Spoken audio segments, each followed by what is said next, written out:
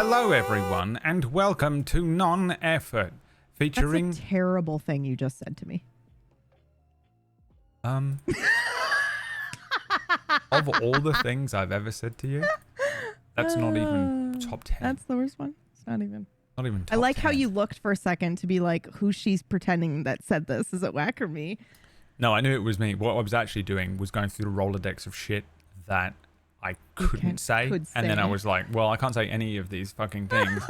So I'm trying to come up with clean comedy because my brain goes straight to the funniest, most offensive thing you could ever imagine. For sure. And then I go, no. Yeah, I watched it happen like multiple times when you had everyone over at your house. Yeah, it's impossible. I watched it happen on very your face. difficult. I was like, wow, this is what this looks like. That was when he's in person. That was very, very difficult because we had been, I mean, that was day 2 of us like hanging out. No, I know. I was just unfiltered the whole time. It doesn't even feel like I'm on a stream because I'm not sat here. I'm sat on my sofa. And I was like, it's very dangerous me to be at. You know, here I feel like I'm Pavlovian trained to be like, well, I can't say that, can't say. You know, everyone thinks all I do is drop N-bombs. By the way, I feel like every time I say this, it's like that's not what it is. That's not what your jokes are. 3%. Yeah. It's only, it's probably only every other sentence. Anyway, welcome to... I was literally just thinking, I wonder what people think jokes you're making. Yeah, because that's what I would assume. I would be like, oh, it just means like... it must be so like bad. All of the offensive words. And it's like, oh, if it was just the word, that wouldn't be a joke. You know what I mean? It's just like, my brain is capable of... Hey, you have a mute button and a wand. Use it. I mean, the absolute... The fact that she's just fallen off of the chair to cough as well means that she's undone about 6 weeks. Camera. But she's undone 6 weeks worth of damage. She's gonna puke. Hey, watch this. You ready? Move the mic. Oh, Are you insane? Broken spine. Fuck me, dude. Let's bend in the most twist your entire body round. I just didn't want to cough in your ear. Like something from a Japanese horror manga. Twists herself around completely and upside down instead of just moving the mic. I didn't want to cough in your ear. I wasn't thinking. Yeah, you don't have to move your whole body. I know. I can just push the mic out. Unbelievable, dude. Absolutely unbelievable. Welcome to Non-Effort. The mic I only do it every time I have to get up. We are here once again, 1 week before the new show, which is called, what is it called? Like Attack the Forest? Yep. Attack the Forest. Attack the Block. Next week. So make sure that you mark that down in your calendars. I'm sorry if I have background noise. I'm going to go and shut my window in a second, but it's you should be ashamed. Unbelievably hot up here. It is 26 degrees. I have every window open and my fan going. My God. Are you okay? I think he was just reacting to how hot it was, but it is disgusting. Oh, was he? Okay. I thought he got like a text or something. I'm going to throw up. I don't react the same way that you do. No. A leaf. Yeah. Oh. So to be fair, PB does do that a lot. She goes, "Oh my God," and you're like, "Oh fuck, what's happened?" And she's like, "Oh, I just needed a sip of water," and you're like, "What? Yeah. What do you mean you needed? I just didn't. I haven't had enough water today. I just needed a sip." That's my mouth not was a at little all. No. Oh my God! And you're like, "What is it?" And she's like, "Oh, my lips are a little dry." No. It's never like that. Oh my it's God! What's the matter? One hair fell out of place and tickled her cheek. No. Well, okay. Yes. Actually, that would get me because I think it was a spider. Yeah, that's what happens. Yeah, I'm like, and then it's like, oh, it's fine. Everything's fine. But then sometimes I'll be like, I wish I could find the GIF that I asked Deciduous the clip of Brad when he did the spider dance one time on stream. It's on me. It's on me. And he looped it, and it was fucking great. It brought me much joy. I did it. It's on me. I did it the other day. It's on me. I was sitting on my sofa. I'm playing Elden Ring. I'm super tired or whatever. And I moved my shoulder back a little bit, and something tickled like the underside of my arm, like this bit here. No. I shit it, like the way that I leapt forward. I did the thing, you know, the embarrassing thing that you only think about afterwards, where you remember hearing yourself go, right? I was like, oh my God, I leapt up. It was the tag of my pillow. You know, like the little bullshit silk tag or whatever. That was what tickled my arm. The way when I your was hair convinced. is long, it's your own hair. Yeah, but it's a tarantula every time until proven otherwise. Of course. Static electricity or whatever will attract your hair to your under your arm, and then you're just like, how did it get down I must there? be static electricity. Yeah, attracting Attract all sorts of things under your arm. Oh, I see. Never mind. It's all good. Okay. All right, buddy. Welcome to Non-Effort, everyone. We are here once again. Again, Defend the Gate starts next week. It is Wax version of non-canon and Don't Die. No, we're never gonna. I already have all the rumors about me and feet. Might as well add one about like stinking pits, smelling pits or whatever. I don't know. I'm sure someone's into it. Me. Yeah, we had the whole thing about we had to delete the clips. What? There is a hold on. You Who's didn't know into this? smelling pits? Who? I don't know, but there is Oh, someone. you do know, but we had to delete the clips. No. We okay. Wait, we Wax had convinced who? Who? First of all, I don't think that she would care if I said anything, but I'm going to redact her name anyway. But that's why I'm not saying. We did have somebody ask us because there were a lot of people clipping her armpits. Oh, clipping When them, right, to see them. Yeah. I mean, like, smell it, like someone who wants to get in there and smell it, like those guys. My that cat does that. Oh, yeah, dude. Well, armpits is a thing. It's so weird, dude. I mean, and, it took me forever to figure out it's strawberry. It's strawberry. If I've got strawberry scented deodorant, he's all up in there, dude. Yeah. He tries to lick it. It's like, get away from me, you weirdo. There are certain countries though where you they will blur armpits out and like you can't have it. I think Korea is one. Like they. Wait, what? I think in Korea, if you show your armpit on TV, I think it's a little less intense than it used to be. But it was going down the list for Randy Marsh. It's a cleavage. It's fetishes. the same as a cleavage for some. Armpit cleavage? I guess so. I think. Oh. You'll see a lot of people do this when they like raise their hands on TV in Korea. Wow. Why? All right. Okay. It's the same thing as whatever. Whatever it is. All right. Well, welcome to Non-Effort. Lords. Oh my God, Pit Lords. Pit Lords. Yeah. Yes. No. Oh, did you take the names down of the Clippers? That's what you should do. No. Make a little shame board for them. Oh, no. Welcome to Non-Effort. This is delete all my clips real quick. It was all whack. The show where we just chat. Predominantly about TTRPG stuff, since that's what we do here and what the three of us are predominantly known for. But we can talk about anything really. The aim of the show is that ideally you give us a little money. You toss a coin to your streamer. Are you okay? Yeah, I'm just showing off the fact that I know I can just move the mic on. Oh, that's enough. So excited about it. I can still move it. If you send us a tip, it should fill the bar on the left-hand side. Now, it has been a little janky the last couple of weeks, so I'm going to just check that it's working. It's not. Okay, cool. Broke it. Oh, there it is. Cool. Awesome. Thanks, Riv, Superb. for the $20. As we hit each of those little topics, we will talk about them. We don't have to immediately change the topic, but you unlock the different topics. We have a carryover from last week, which is consequences. We're just going to pick up from where we left off. I'm sure all three of us can remember why we were going to talk about consequences or what that was about that we really wanted to talk about last week. Somebody mentioned it in the chat, and we were like, that's an entire topic. I have no doubt, but probably were. Yeah, but what was the context? No idea. We'll find out. We'll find out, but not yet. Okay. Because we've not got enough money. Okay. Sure. And then we'll move through the different tiers there. And at the very top, we do have a brand new show trailer. Oh, hell yeah. Yeah. Has it been shown anywhere? No.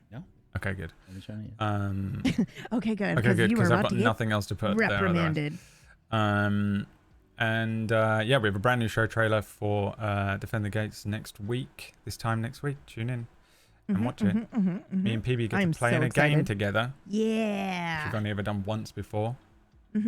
apparently. I'm going to make the entire Twice. thing this weekend. What was the other one? Oh, Yeah. ZBO. ZBO. Yep. And Wack's going to make the entire thing this weekend.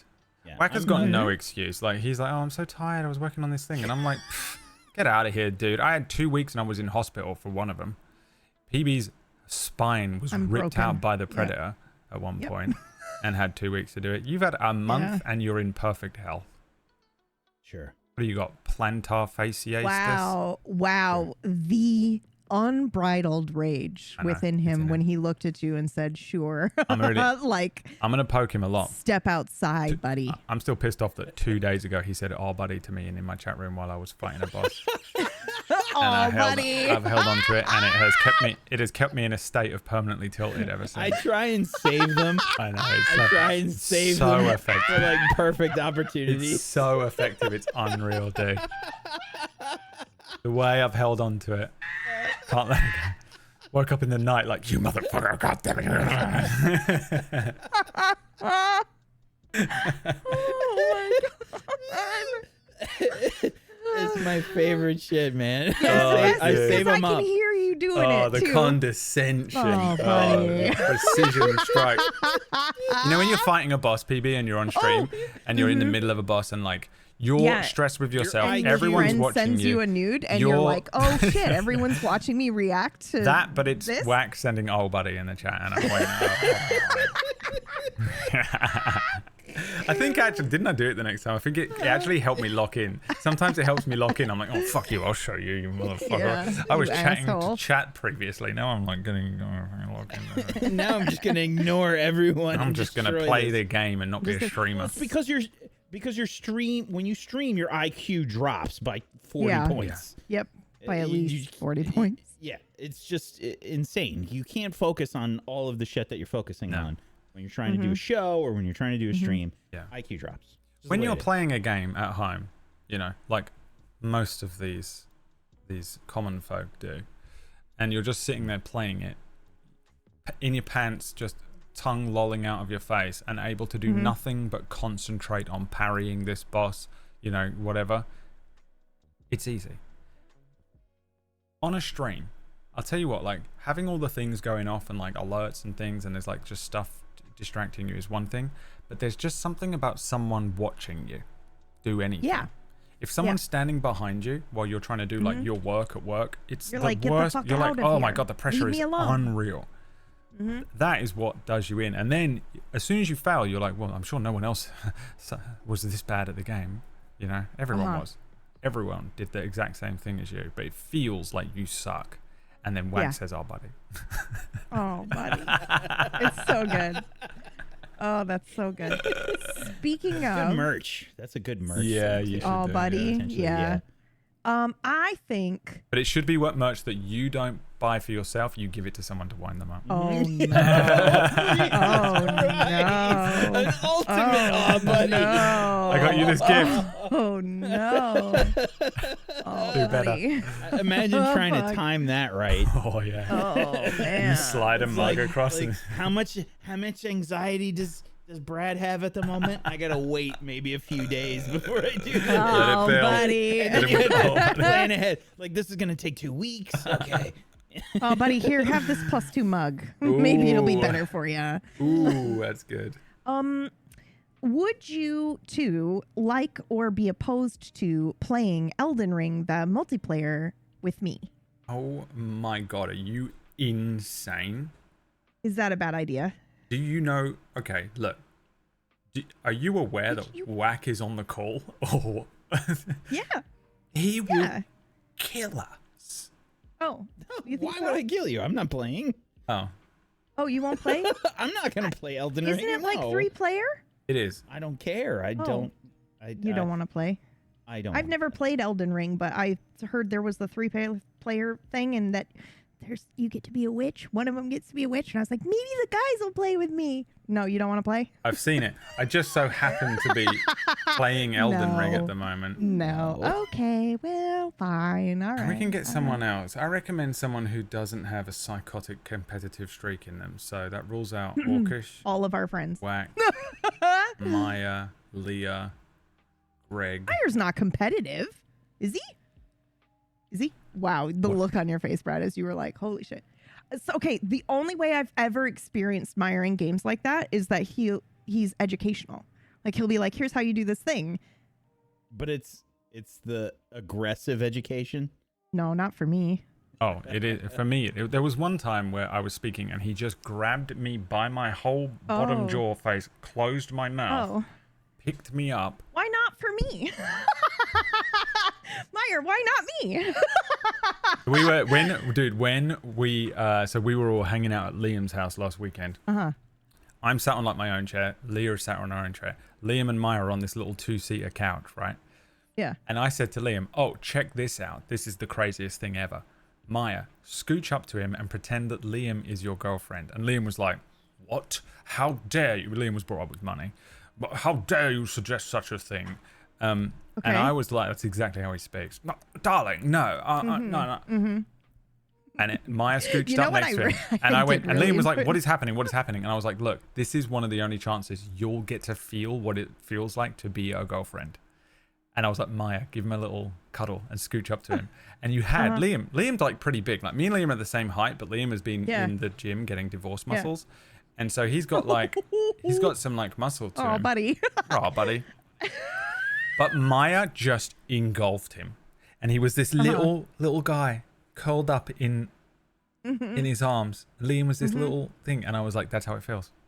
You've never known. Spoon effect. You've never known how it feels to truly be the little spoon. Yeah. And then Maya leaned down to Liam and said, "Oh, buddy," and kissed him on the lips. Oh, it's perfect. You know what I did really enjoy watching that though, Brad, is at the very beginning of the stream, you guys were talking about, I don't know, childhood trauma or something like that. And you had said something like, well, you know, my dad attacked my mom. And Liam went, and you didn't like that. And he just had the fucking wickedest grin on his face. And I was like, oh, now I know why they're friends. Oh my God. Yeah, dude. Just a little devil.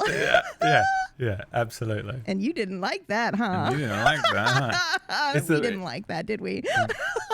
What a little shit. Our friendship was like the like Prince and Pauper friendship, you know? Like I came from the other side of town and was like, "Would you like your chimney sweep, sir?" You know? And he was like, "Away from me, Rich. Here, take a copper piece and bugger off." And then we became best single friends. gold coin. Yeah, ping, and flicks it at you, you know. Anyway, welcome to non-effort. We even talked about anything related to tabletop yet. We don't. No. They have to pay us money before we're allowed to talk about tabletop stuff. It's going to be okay. That honestly, to be honest, that just means they're never going to give us a single coin. We need to talk about less interesting things, don't we? We actually need this opening part. We talk about your foot fungus. First of all. Oh, buddy. First of all. Okay. First of all. Right. How did you know about that? The demon. Oh, now, this is how, PB, what you just did there, and then you had to giggle like an imp, is how I feel all the time when I say something I'm not allowed. I have been chasing that dragon my whole life. Like, it is the best feeling. Like, I'm not supposed to say this. Look, I don't have foot fungus, first of all. No, okay? I know. Queen of UTIs or whatever the fuck your like story was that. Jesus Christ. How dare you? That's a t-shirt, Queen of UTIs. It was one time. Absolute UTI magnet.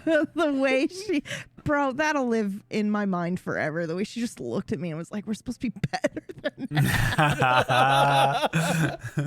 Anonymous, thank you so much for the 50, and another anonymous, thank you so much for the 100. Ooh, two different anonymouses. We're going to put them into a pit and make them fight for who is the true anonymous. There can only be one anonymous. Yeah, there can be only one anonymous. All right, they've hit it. Consequences. Now, Keeper said something in the chat, but I didn't read it because I'm Pavlovian trained not to read anything that Keeper writes in the chat room. Understand. Why? Well, because myself and Keeper have an ongoing rivalry. Yep, and it will end up in a YouTuber boxing match between me and Keeper. Did you know, and I think I've said this to you like 4 times, but I'm fascinated by this Tablestory lore.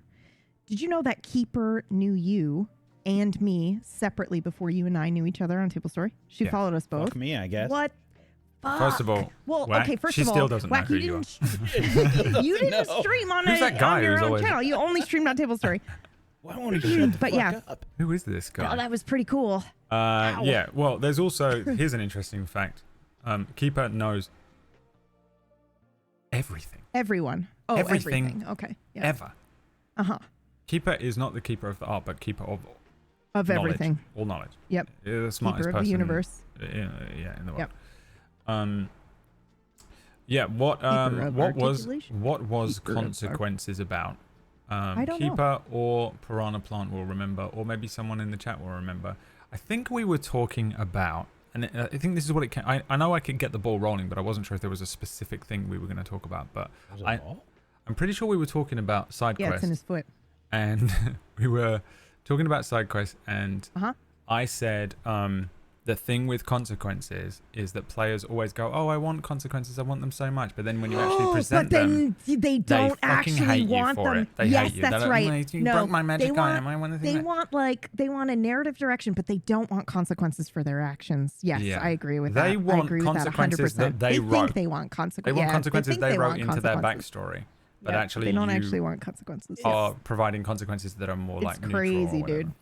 Yeah. Well, it just feeds off of the thing where players are always asking for more. They're greedy as shit. Every single player is greedy as fuck. You give them magic items. You give them magic items, and they're like, "Oh, it's not the magic item I wanted. Oh, magic items. I don't know if that's true. We don't have 100% enough true. magic item. We need more. We need more. We need more magic. I think at this level we're supposed to have 50,000 gold pieces, and we're supposed to have 12 magic items. Yeah, you're supposed to have whatever the fuck I give you. Don't make me turn this car around. That might be D&D. It is. Yeah. It's That very D&D much a kind of- D&D consequence thing. Greed, though. I was talking about this the other day with someone. Was it on stream? I don't know. Greed is the craziest motivator, especially in systems like D&D. It is insane what they will do. If you watch SideQuest, watch Orcish's eyes. Oh, I know. Every time they dilate like I a cat's. mention that they can get something, like they very mild spoilers for he SideQuest. stops hearing anything else Brad says. Watch it. But, His like, eyes glaze over like he's been in war. There are quests that say like double XP or travel boost XP and stuff. Yeah, he doesn't see anything else. He's just like the double XP. You could the other quests are like in town, and they probably take about half-hour game time. They could have done like 6 side quests in town, easily by now, and had so much more XP. But they're like going for the big chunky quests that give double XP, and it's like, well, they do give double XP, but they're double XP because they're going to take a bit longer, and you're butchering them every time. So it's taking you 4 sessions to do a thing that should take you 1. Because you're not. Yep. They're insane. I don't know what they're doing. They're I don't know what they're on. It's great though. It's but like really that enjoyable kind to of watch. greed is so interesting to watch. Whack, do you have the same thing where you watch this show and you're just like, wow, Brad is so generous and they are, and this, I'm enjoying it, but then you have a mild feeling of guilt for enjoying it because you know how much Brad must be suffering? Because I feel that. I'm like, feel anything but joy at my suffering. It's his favorite thing. No, I don't thing. think that's true. It's very not true. No, one of my least favorite things ever is when you guys are like streaming a game and you're like you hate it, or like you're just not having fun, and I can tell. Yeah, I'm just like, oh, that's such a bummer. Yeah, I that remember. shit happens. What game was I playing? For the record, I'm very much enjoying GMing side quests. I just have no idea what they're doing. I know. I just no. I don't mean that you're miserable, but it's just the GM reaction of like, oh damn, that's hard. You gotta do this now. You gotta come up with this thing, and oh boy, you weren't prepped for this kind of reaction that they're having. That kind of stuff. Obviously, you're having a blast. But yeah. One of the things I don't remember what game you're talking about. Yeah, I didn't remember until you just said that, Whack, but I do remember playing a game and you messaged me because Whack, you have this ability to just know when it's like too much for me, and you can I remember you messaging me and you're like, hey, just stop playing the game, just like take a break. And that was enough for me to be like, you're totally right, this is destroying me and I'm trying to power through, and so I'm just gonna, that's it guys, I'm done. Thanks, and I'll be back tomorrow. But yeah, it's like he has that perception, micro expression reading. Well, you can just tell when it's real. Yeah, I feel like it's a lot. It wasn't my smart car. I think it probably was. I feel like a lot of people sense it though. It's not just me. It's like a lot of a lot of audience will sense when like you don't like a game and you're just trying to power through. Yeah. I feel like it was something emotional that hit me harder than I was expecting, and you were like, "Just stop for the day." And I was like, "You're right." A lot of the times, when you're forcing yourself to play a game, it's probably just not the right game to be playing, you know? Yeah. When you're streaming, it can be just that it gets difficult to just be like, oh, I'm just going to switch games. You know, I did it today. I was like, oh, I'm playing this other game, which isn't bad. It's not bad at all. But I'm just like not in the mood to play it today. I'm just going to stream the cozy game and go right in because I just don't have the brain power to try and do anything else. Yeah. Just do this. Something crazy happened to me this week where I had done a 4-hour stream, which I'm not even supposed to be doing. I just lost track of time and I wasn't in pain, so I didn't notice. I did a whole 4-hour stream, and then the next day we booted up the game and it had lost the whole day in blueprints. And I started raging. I was like, and I was trying to keep it in check, and I was like, guys, but also there is a level of rage that is entertaining. So I was allowing it to float. You know what I mean? Where it's just like, okay, this is funny and relatable and everybody understands. And also I'm blowing off some steam a little bit so that I can keep streaming. It's just a tiny bit. And then, but you can't let it go too much because then it becomes too real. And then you're like, oh, for fuck's sake. You know, like you're just letting a little out for the meme, but then it becomes too real. But that's what was happening to me. I was fucking raging about how we lost 4 hours of progress in this game. And I was like, the way if I were not streaming, I would uninstall this game and never play it again. It was so strong in me, but I was just trying to power through. And then we beat the game that day. Like it's just a weird, well, we didn't beat it, but you know what I mean? Like, my rule is like that thing, if you lose that time, you have to play it then and there. I have to recoup that time, or I will never boot it up or again. I'll never do it. Yep. That's what my and I had loved so obsessed with the game up until that point. So it just felt like such a disservice to do for some random Steam sync issue or whatever the case may be, or one random bug to just devastate it that way. So I kept playing, and it's amazing. It's still great. Haven't had an issue since, but man, the idea of losing 4 hours was just like, God. Yeah, it's the main reason why I can't do the Dark Souls games. I can't do those Dark Souls games because of the trash. Trash makes me want to die. In my rant, I was like, at least in those kinds of games, they're built with that in mind, and that when you're failing, you're getting better. It's like practice. No, you're not, because you lose all those rooms or souls or whatever, and then you're done. You're like, oh, I hate my life. Yeah, maybe. But I don't mind it so much in that. I don't mind playing. I played through all of Bloodborne with like low health and a blunderbuss because some idiot in chat was like, "That's a bold move." Though. That's the baby one. I also played Demon Souls, the original. That doesn't count. You can gatekeep me. Try. You haven't played it. I know because it's hard. I learned. I've been playing Elden Ring off stream, and I've learned that I enjoy it off stream. Will you play Elden Ring with me? I hate that game on stream. I thought you were gonna say I hate you. I had to quickly pivot and be like, game. The game. I hate the game, not you. No, I consider playing something like that with other people, but when I'm on stream, it's that same thing where I just start to get really like in my own head about how bad I'm doing at the game, and everyone's watching, and they're just like, just learn the moveset, just jump, just hit it with the thing, and I'm like, oh, I'm going insane. You guys are like, let's play 7 Days to Die or whatever all together, and I'm like, you guys grew up playing these types of games. I didn't. And I need no one understands a little that hand holding. They just go. I know. And they're like, just do this. Just put this thing in. And I'm like, circle. Okay, where? No, they don't even tell you to press circle. They're like, just put the thing in the thing. And I'm like, where is the thing? What is the? And I just have to so gently, when there's a break in the conversation between 7 people talking to each other, just be like, so sorry. So if I didn't know where this was, where do I find it? Oh, it's in your menu. Okay, where in the menu? You know, like opposite, I literally need you to tell me exactly what I'm looking for. I go barreling in like, shut the fuck up. You've got 1,000 hours in the game and you can't figure out that you have 1,000 hours in the game and I have 4. Why can't you remember what it was like when you played 4 hours into the game? And I go, it's so crazy.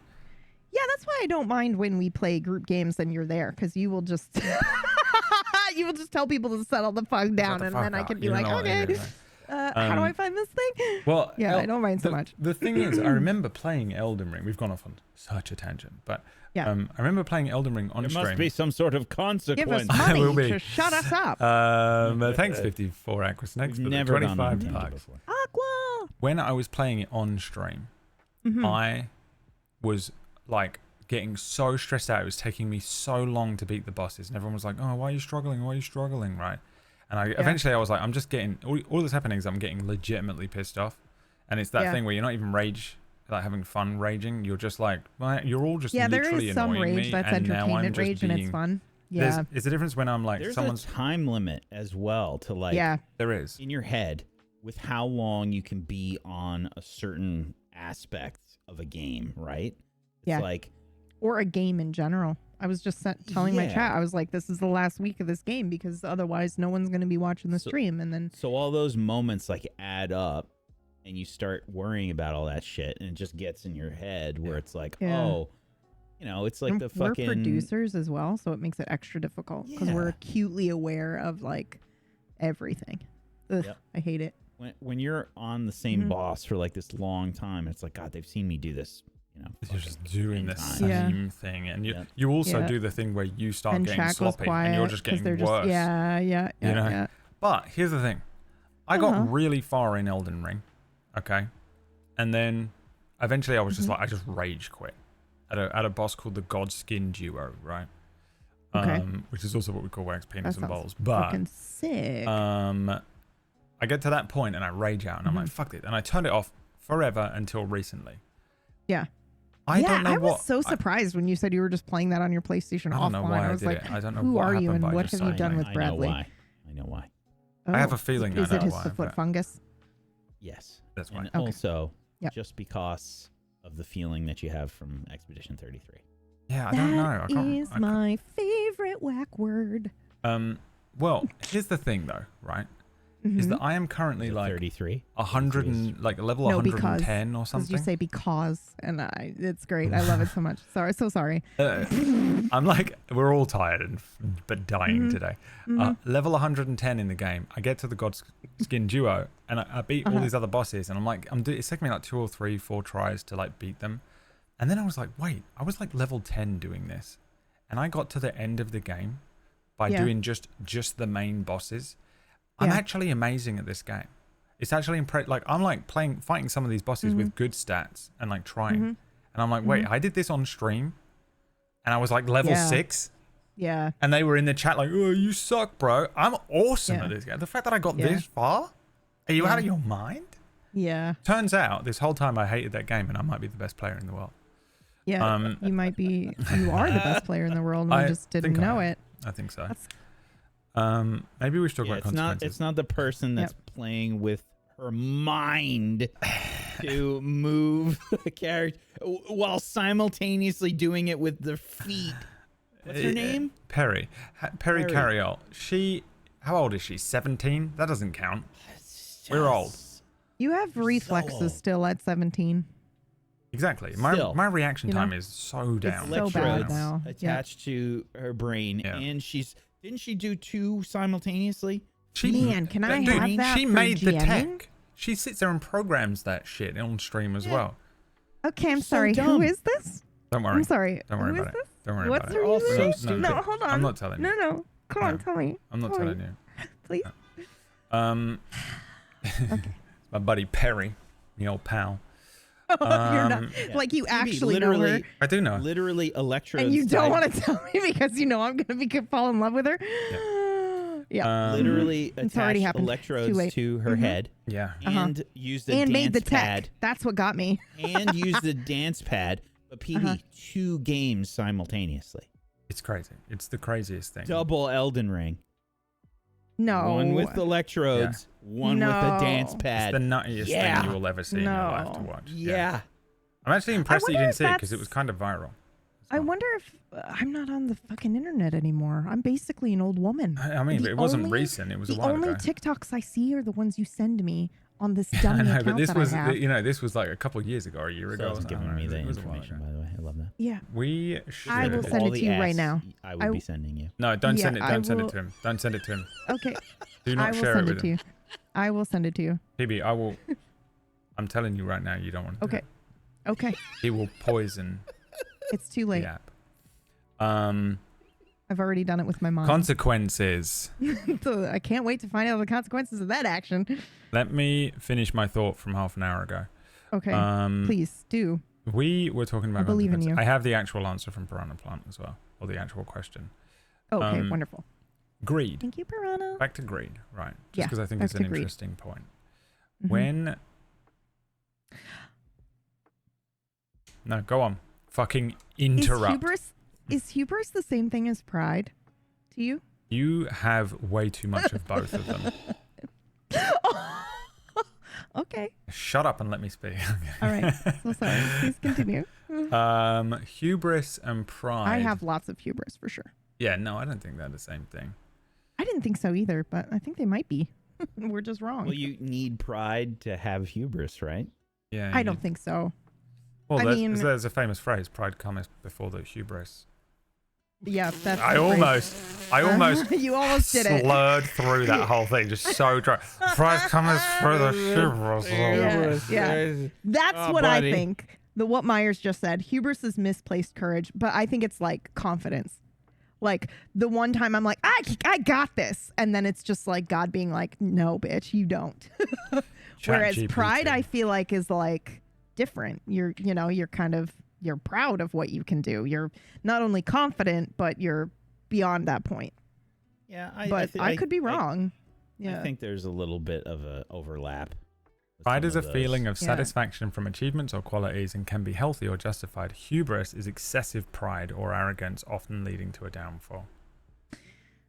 Which is kind of where my I see. definition was as well when I first thought. Yeah. Hubris is like when Arrogance you're is being good. arrogant Yeah. about it, kind of. Yeah. Yeah. Why did you interrupt me Yeah. again to say that? I'm so sorry. What did that have to do because with anything we were talking about? Coffee. There was a puzzle today. There was a puzzle today with the seven Just- deadly sins, and hubris was listed instead of pride, and I was confused, and so that's why I wanted to ask with you. anything we were talking Yep, about. it at all. just Couldn't tangentially even- related, and I'm so sorry, and I couldn't even focus, and I'm sorry. Please continue. You need like a flashing ADHD Mhm. notification. PB like, on needs the like a screen. buzzer, like I on don't a know game if I- show, where she Listen, just I don't interrupts know and goes, if I have "Bam!" ADHD, but I know I have PTSD, and they overlap. So I feel weird anytime I'm like, oh, ADHD thing, because I don't know if I actually have that. Ah, who cares? Everyone's got it. What am I doing that thing of self-diagnosing? Everyone's got it, and everyone says they've got it. So just say you've got it. Yeah. Have you checked Well- TikTok to find out if you have ADHD? No, Yeah, but my check with therapist Dr. said TikTok. my therapist told me don't bother taking the ADHD exam because you do have PTSD and you will flag for ADHD no matter what because your symptoms Got it, overlap. And there's no exam to differentiate the two. No, not at the moment. What a Unless crock it's the of biological one. You can get biological ADHD, right? Where you need, it's just a brain. I have to have that because my mom, I think, has undiagnosed ADHD, dude. It would explain so much. But is that like, waiting, hoping for... Anyway, consequences. Unbelievable how much we've I'm so gone sorry. off on so many tangents. I'm so sorry. I'm and so sorry. all of them were you. You could just... Nope. Please No. continue. No, As go a ahead. GM, do you ever not Nope, deliver on consequences or soften them? Oh, yeah. You feel it's going That was my question. Table? Well, yeah. I asked that. Yes, it is. That's exactly Yes, what we it said. is. And then next week Yes. we're going to get to it. Yes. All right. Okay. But first I have a different point to make. Uh-huh. Agreed.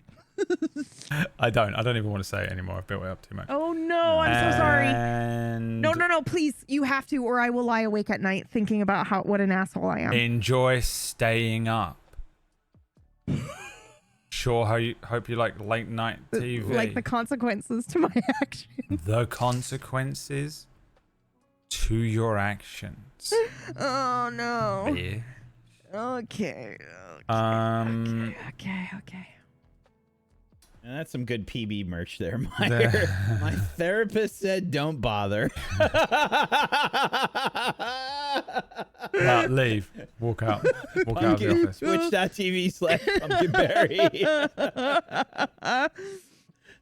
Oh, God. Actually.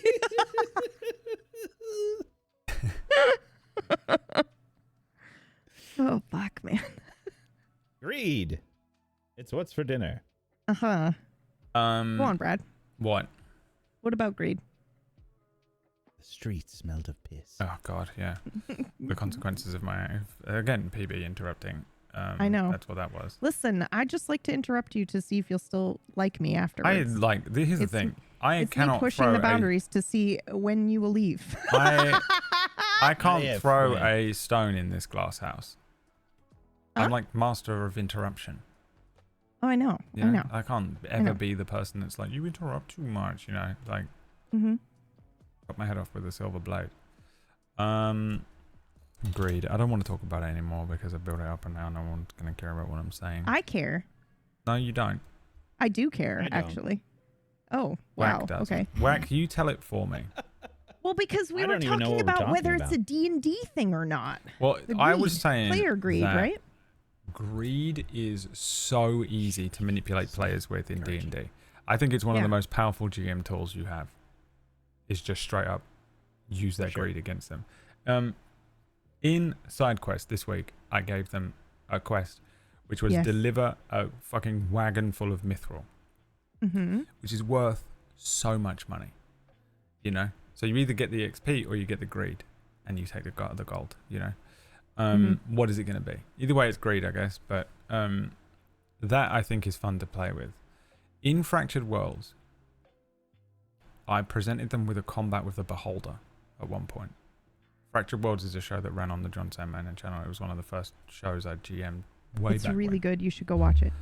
And if you haven't, for some reason. In that, I set up a grid map, battle map, and it was like cells, like prison cells, right? And in each of the prison cells was a magic item.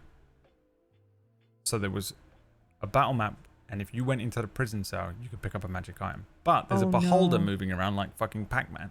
And they wanted to get them all. And I said, look, here's what it is. You can fight the beholder. I think you can escape. But you cannot use an action to investigate this area and find the magic item. So, a couple of them were fighting it. A couple of them were trying to... I think one of them, but I can't remember, was in each of the cells. Like, I think I can probably grab the item. You know what I mean? One of the player characters dies. The hate mail I received. Is that how he dies? I'm so upset. I'm so upset. I'm so upset. I'm so upset. You've had 10 years. Stupid. No. I knew that listen, I knew that happened to him, and it made me stop watching it because I was so upset. But I didn't know how it happened. And now I'm even more upset because what a stupid way to... Right. What a stupid way. All they had to do was commit to any action. They they hedged their bets. Right. God, Dude, I'm so I remember mad. it was one of the first times I did like a GM thing where I was like, I feel pretty justified and I'm okay with this. You know, you could have killed it easy, but you were picking up. But you were trying to be greedy. And yep. stuff. Dude, the rage. I got comments and tweets and shit. You know, For you? The players were like, "You motherfucker," and I was like, "Well, here's the thing. What you could have done was killed the beholder, but you wanted and then looted, a magic ring. Yeah. Consequences. Yeah. And I think that taught me a lot of lessons, but also it is such a great way to showcase. I think it's one of the best showcases of player greed ever. Yeah. And that's direct, really instant consequences. Not Yeah. my players are murder hoboing around town. Yeah. Oh, what do you mean we're under arrest? You know what I mean? Yeah, Which or like also has happened in Fractured I've just done Worlds. this thing. I've used powers or abilities, and this poor person. There's like consequences. Yeah. To that, you know, like. I mean, you had a whole campaign that was centered around something called fucking debt magic. Yeah. You know, which Yep. is just the consequences of the campaign. Yep. But Consequences of shit that happened before the campaign even started, which was super cool. Maya, close your ears. Side quest. originally- I have a document which just says I know you do. consequences. Mhm. And it is just all of the things that I'm like, I also think, do that though too. I think this might, otherwise I'll forget. if this leads to this, then this would lead to this. Yeah. And honestly, jail time, something. Yeah. Something's gonna happen here. Yeah. I did it in Storm King's Thunder. I remember them just like they killed like a shop owner and like took all of his stuff or something. I can't remember exactly what it was. Yeah. Then the next week they're like just outside of the town and a bunch of horses ride up with a paladin leading the charge. And they're like, what the fuck? And this paladin that I had was like, you guys are you're donezo. Come with us or we're going to take you in or whatever. And they were like, fuck this. We fight them or whatever. And this paladin was super strong. They were like, what the fuck, Brad? And who is this paladin? And I was like, that's his daughter. That's the shopkeeper's daughter is the head of the watch and is one of the most powerful paladins in town. Hey, maybe think about what you're doing. Yeah, before you do it. You know? Hold on. Chat, close your ears if you haven't seen Darkfire. I have a question for Whack real quick. Okay, I've given you plenty of time. No way Whack remembers whatever the answer is. Didn't he do that to us with the Goliath person being hung somewhere in the middle of Rosegard? Yeah. And I cried. I was so upset. What was that? Do you remember? There was a consequence to something we did, and they were like hung in the middle of the fucking street. We made a choice. I remember his name. Oh my god. It was so good. We were being threatened in a few different ways. Yeah, you had a gang that were after you, the dwarf people, right? And we made a decision and then had the consequences for that decision. But like in some ways, I felt like we did like that consequence when that happened. I mean, obviously we didn't like it because it was upsetting, but it wasn't a punishment. So I think I feel like this is where I will, to bring it back to the question, will you ever ease up on the consequences? And my answer is yes, absolutely. I will. I have done, and I will continue to do so if it feels like the consequence might feel like a punishment for out-of-box thinking or for playing the game. I don't want the players to ever feel like they're being punished. That's the line. And for playing the game. It can be I hate when that line's kind of hard to judge. Yeah. Yeah. I'm glad we're talking about it this week because yesterday I'm main character. Yeah, I saw that. You saw Stella's part? Yeah, you clipped it. You put a link in the chat with the timestamp. No, that was completely different. Completely different part. Yep. No. There's I'm glad we're talking about it now because I'm going to be faced with, I have to create consequences for their actions, but I also have to make it fun and interesting to continue, Yeah. So it's a little bit of a different bit here, but like you have to think of consequences that are also entertaining, and you have to you're presenting the players with a puzzle effectively, right? Yeah. You've given them a puzzle. Okay, here are the consequences. It sucks. There are ways out of it. Now you have to figure out how to solve this puzzle. If they take too long on the puzzle, you have to worry about that. If it's not that entertaining for them to solve the puzzle, you have to think about that. And as showrunners, we have to look at that as a different thing than if this was at a table, I think. I haven't really had to deal with too many consequences like at a table because I haven't had too many table games myself.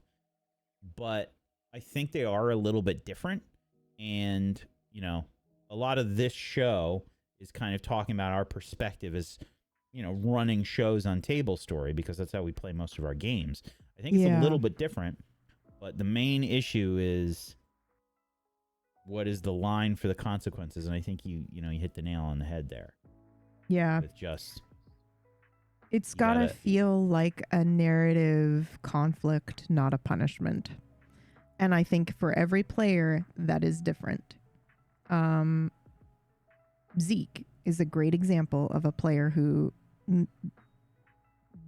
anything is gold to him, even if it's, what other people might see as a punishment or feel is a punishment, not necessarily see it.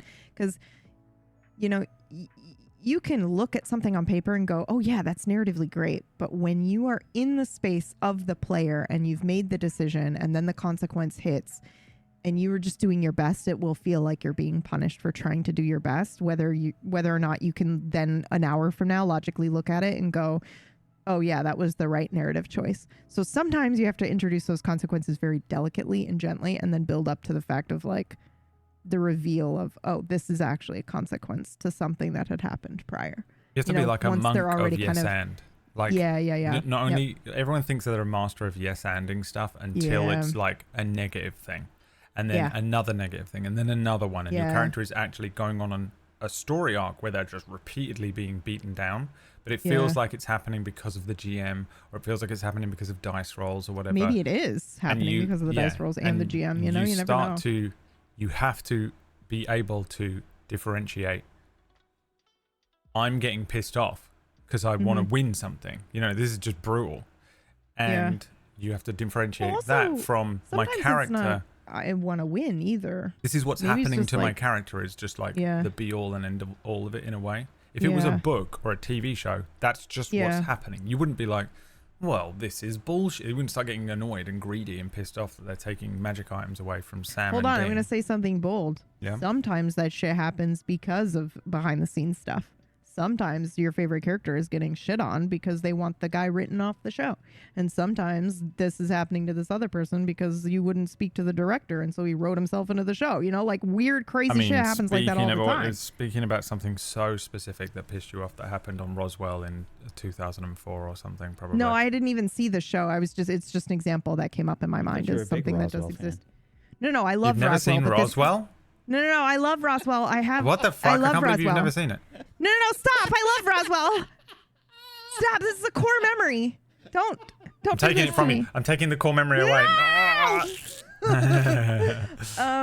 No, but I just mean sometimes that shit does happen. So I feel like it does. I don't know. The thing is, you know what it comes back to a little bit? I think we spoke about it before, but I've had no sleep. I don't know how I'm even talking. The thing of like trustful. I was about to say why, and then I was like, I don't think you're saying anything. Tune into my stream on Sunday. Okay. Maybe I'll tell you then. All right. Trust falling with your GM is so important. Yeah. Because here's the thing: you might have a shit GM though, and it's really hard to do. But if you have you might have a great GM, and they may also fuck up, right? Because GMs are not perfect. Really, do you know what? That's the worst place to be. The Denki doesn't play D&D with us anymore. But I mean, but there is a space where you go to the and it sucks. Where you go to the GM and you're like, I didn't like the way this felt, and I know you didn't mean to do that, you know. But like, here's the, you know, and then you gotta figure shit out. You're supposed to be like an omnipotent character being that gets everyone to the table and writes the thing and presents the thing and improvs everything and comes up with every problem. When this random thing happens here, you are the one that has to facilitate and become the lens through which it is. And then somehow at the end of that, it has to be perfect and bulletproof. But you know, sometimes you look and you're like, actually, now that we're past it, I didn't like that scene either, and I wish I'd done it this way, or I wish I'd said that, or it's kind of annoying. Yeah. You know what, I agree with you. I wish I hadn't taken that away from you in that scene, but at the time it felt like it made sense. Or, you know, I was spinning all these plates, and then you're like, you know, the guards would come in and stab you in the neck. And you're like, I wish I just hadn't. Why did I do this? So, like, I could easily have come up with a different way around it. Yeah. You know what I miss? Because Discord is just not the same. What? That's just a hard place to be. Carry on. You're going off on a complete tangent now for some reason about Discord. I'm not. No. It's the same thing. You'll see. Trustful with the GM. Here she goes. Hang on. Stay with me. Yeah. You know what I miss? Because Discord's not the same as our Zoom. When we were using Zoom, the Zoom chat was fucking amazing. Because I could just whisper a player real quick and be like, hey, is this cool? Like, I remember having that very frequently. I don't know if we had it during Kingmakers, but I know we had it during Gone, and I know we had it during Nocturne.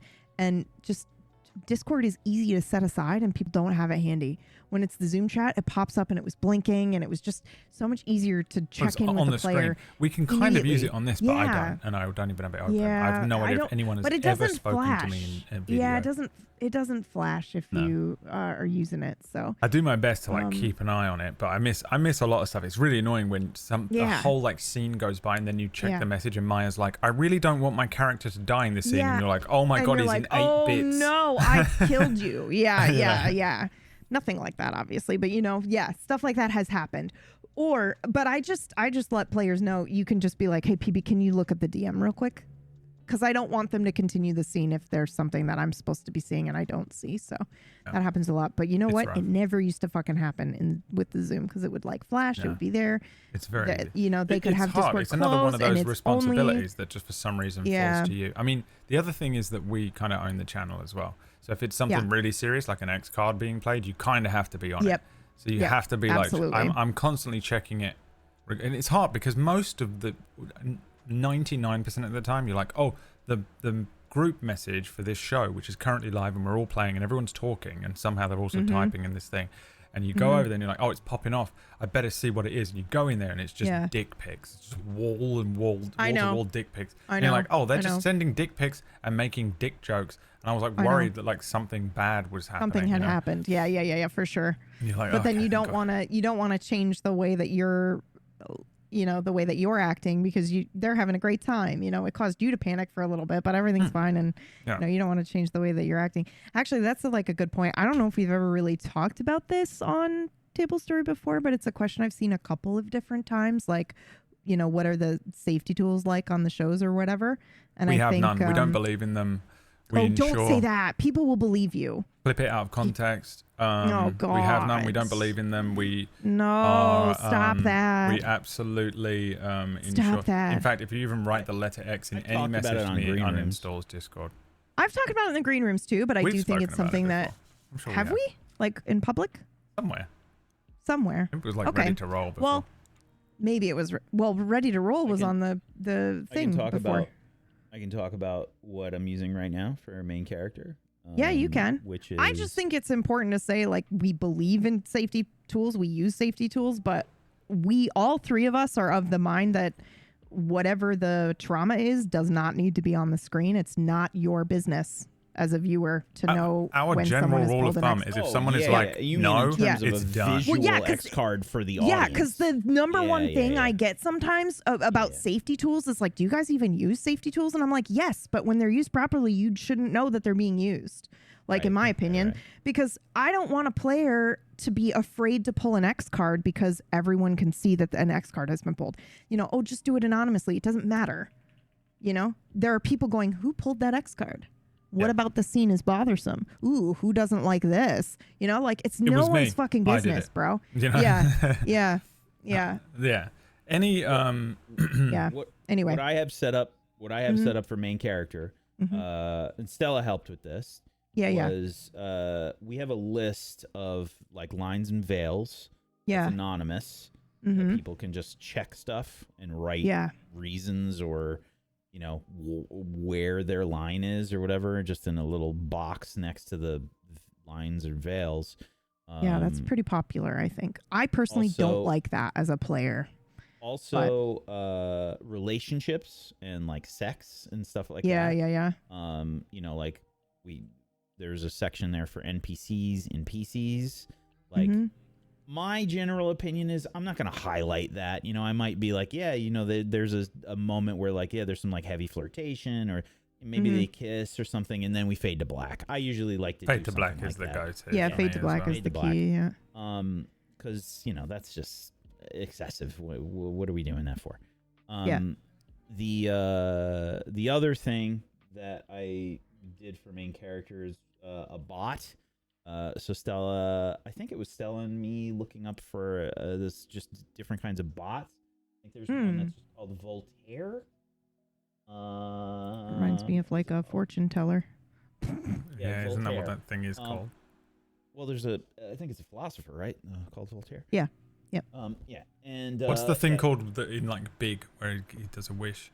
Zoltaire or something, or Zaltaire, or Zoltan or something like that. Yeah, it's close enough. So far away from it. Yeah.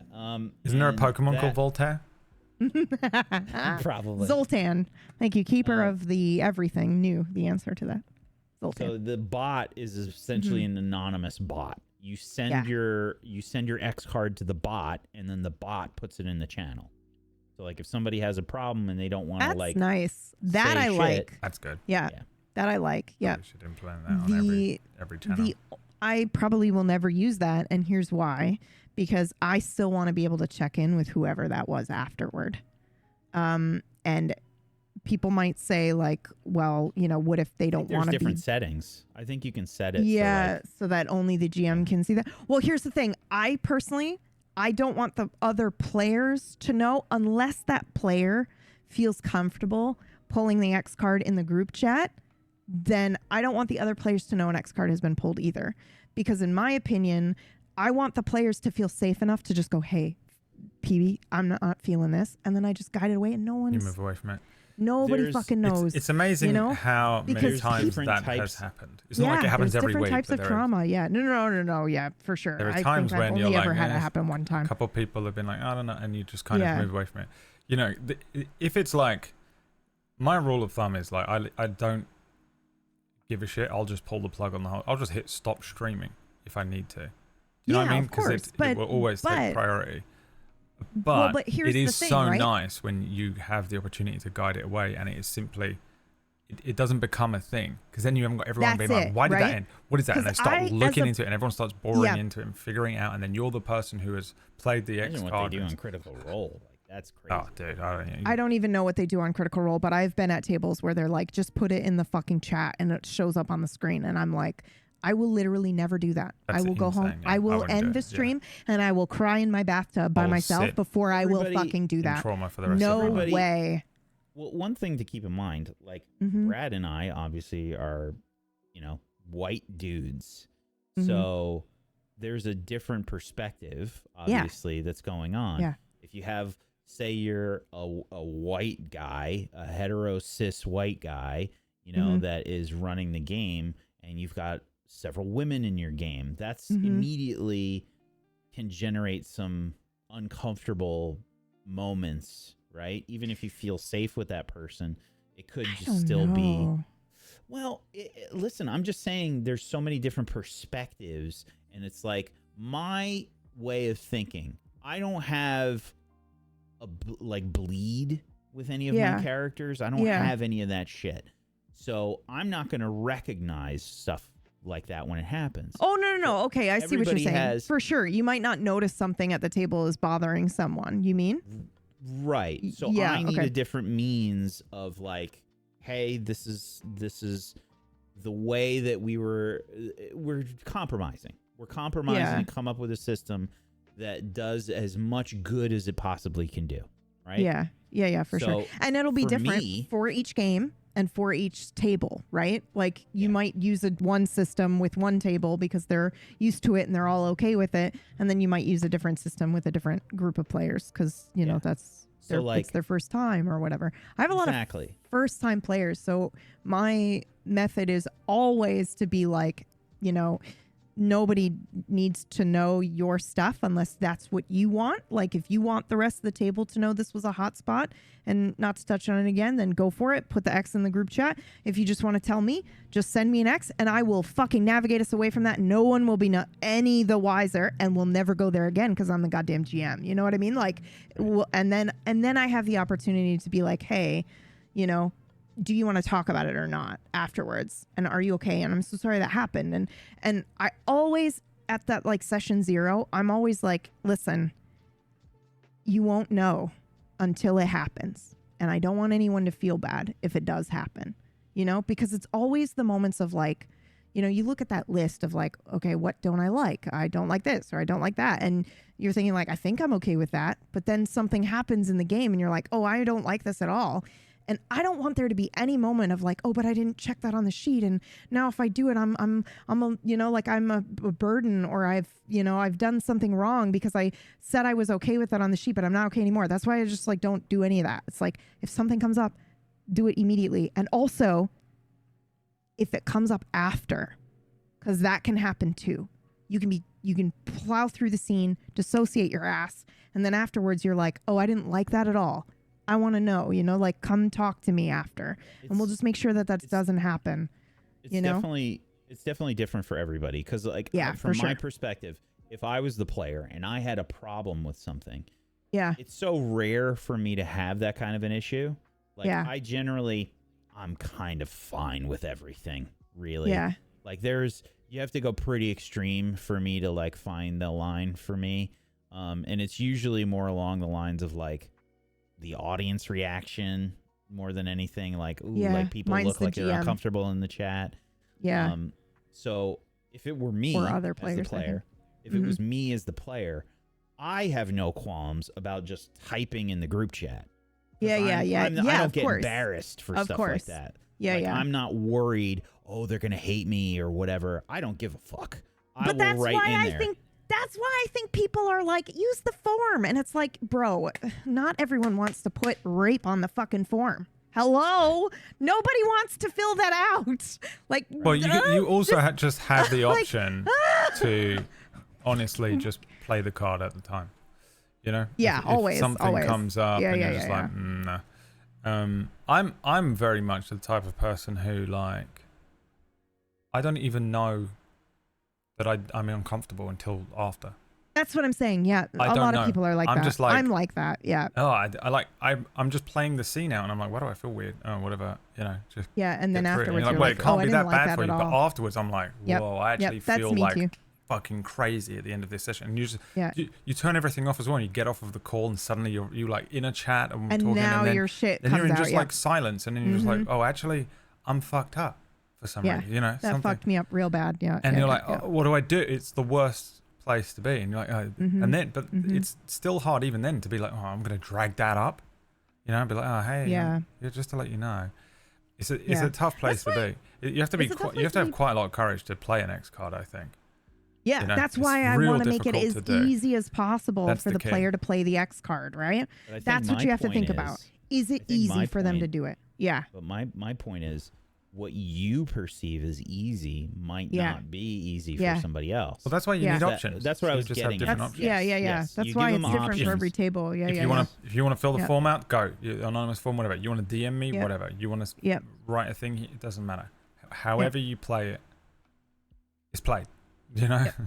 However you want to deal with it. Because, you know, in that moment, you're the person who's uncomfortable. And the number one thing is like facilitating you back to a position of safety and you feeling regulated again, minimum.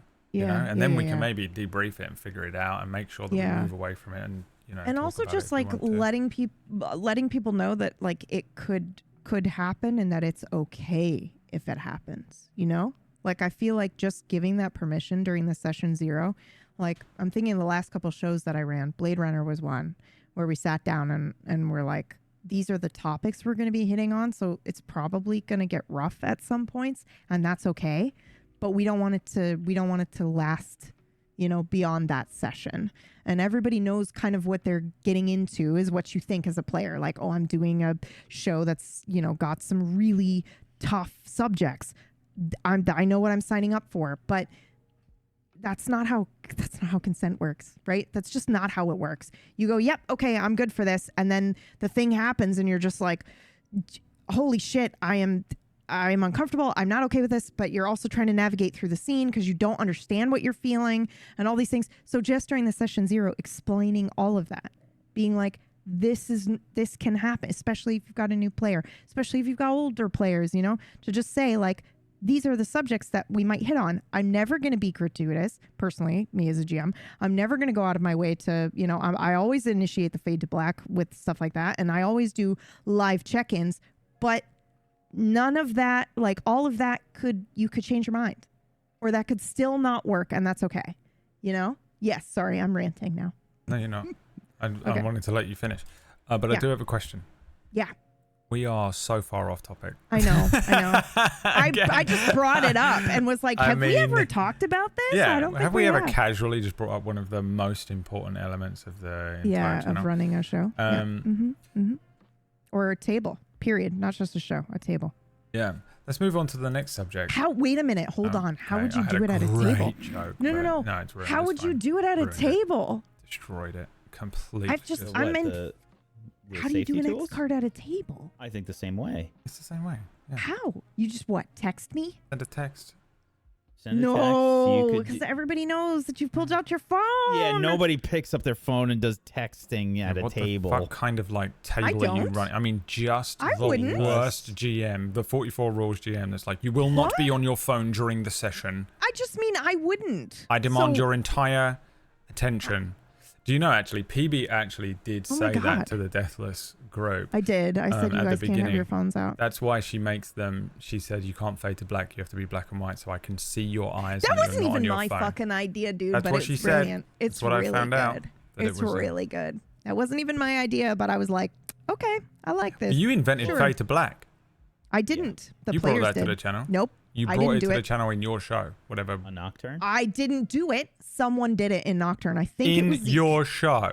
Yes, in my show, but I think it was Zeke. It might have been Classy Pax. You're it off was of this show. somebody in Get out. Nocturne, You're done. And they just Take 10 minutes. Just put a Pax did it. He put a sticky note over his thing and faded to black, and then it just became a thing, and it was great. And Yeah, that's in yours. our You can session claim 0 that. for Deathless, we talked about it. We were like, do we want to fade to black? And I want to say it was Acorn. That was like, it might be neat to have us in black and white so that we're not in the scene, but we can still react. And I was like, fucking people solid like as to fuck. see the reactions. Honestly, I've never been a fan of the fade to black. And that I was think it because works in some shows. I think for Well, Nocturne it was really good because then everyone I'm was like, thinking as a viewer. Yeah. I don't feel the same way. I don't. yeah, yeah. When I see everybody on the screen, because you and Myrtles are so expressive. Yeah. I want to see your fucking, I want to see Myrtles fall out of her chair and fall down the stairs from how excited or off the wall somebody's comment just was. You know? That is good shit. But see, we talked about that in the Lord of the Rings show, right? Ashes. We were like, what do we want to do? And I think people just assume that we don't talk about that kind of stuff, but we do. Do we want to all have our faces on the screen, or do we want to black out? I'll say this like much. here are our safety tools, all that kind of stuff. One of the things I like about Fade to Black is that if you need a break, you can wait till your scene is over and you're maybe not in it anymore, and you can bounce and go do a PP, because we don't do mid-show breaks anymore. Mostly because we reduced the show from 4 hours to like 2.5. But still, it's a great opportunity to be like, okay, I'm not in this scene. I'm going to run away. Yeah. Go watch the last Thank episode you of so much Side for the Quest. tips, by the way.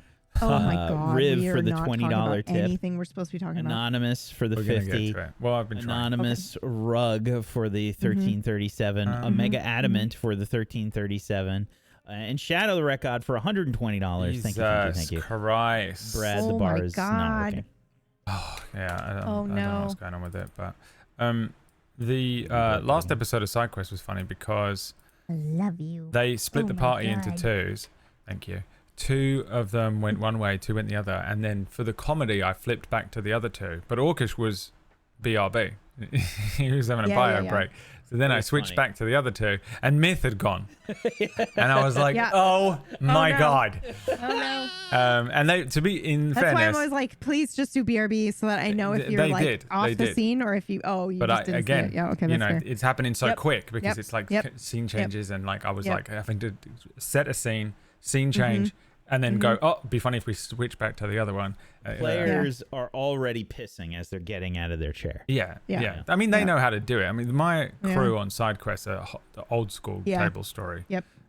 troop. They are experienced. They know that they can, start pissing as they leave the chair and they're back in the chair. Yeah. It is unbelievable how it's like a You quick just change reach piss. for the bottle. Yeah, they're so quick with it, but not that quick to get them to turn around. Yeah, it's a tough one because I do like the black and white, but I also I think there's benefits to both. I think so too. I think it depends on the show. I think it depends on the crew. Those are If you've some got, like- I think yeah, it If you've depends got, on like, if you've got 3 or PB 4 and high Myrtles. energy, in the yeah. chat- If you've got in 3 the or show. 4 very reactive people, sure. Yeah. But if you don't, I don't then need it. I've got I- 4 stone-faced RBF players. I think we Oh should God, actually he's so cute. resolve the consequence yes. conversation. We should. No, I have don't think we some- should. We're moving on. That's the Well, wait, consequences we- of our actions. We kind of did. No. We talked about Don't even, whether or don't not even, we no, would. don't even give a little sum up. We will Don't tell not me be what to do. resolving it. Don't tell me what to do. We will not be resolving it. You activated me. God damn it. But now you've activated me, and I'm gonna. But have I to... think, yeah, we're now at war. Dad, behave. you gotta come in and step in. I'm not fucking bothering. Fuck that shit. Just go. Crazy. I've had no sleep and the longest day of my life, so I'm able to become.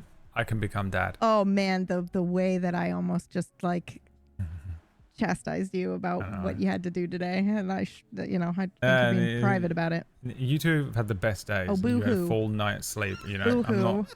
Both of you had such a great day, and you both had a full night's sleep. PB, have you even moved in your lazy boy? I mean, so unbelievably just sedentary all the time. Life is so buddy. Oh, buddy. Now we're moving on to the next question. Okay, all right. Which is about abuse of magic items. You came up with the best joke in your head, didn't you, that I was going to make earlier on, but you ruined. I'm so sorry. No, it's all good. I ruin everything. Stop interrupting. Bro the boss said, how do you deal with a party that abuses... Yes, I am, Rolo. Thank you.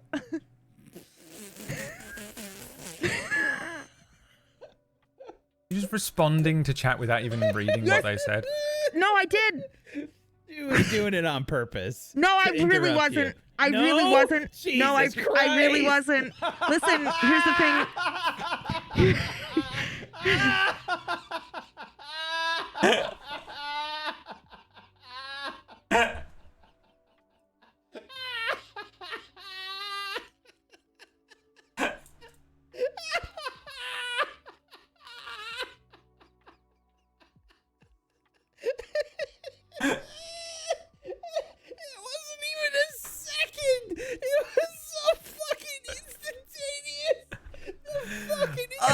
Unbelievable.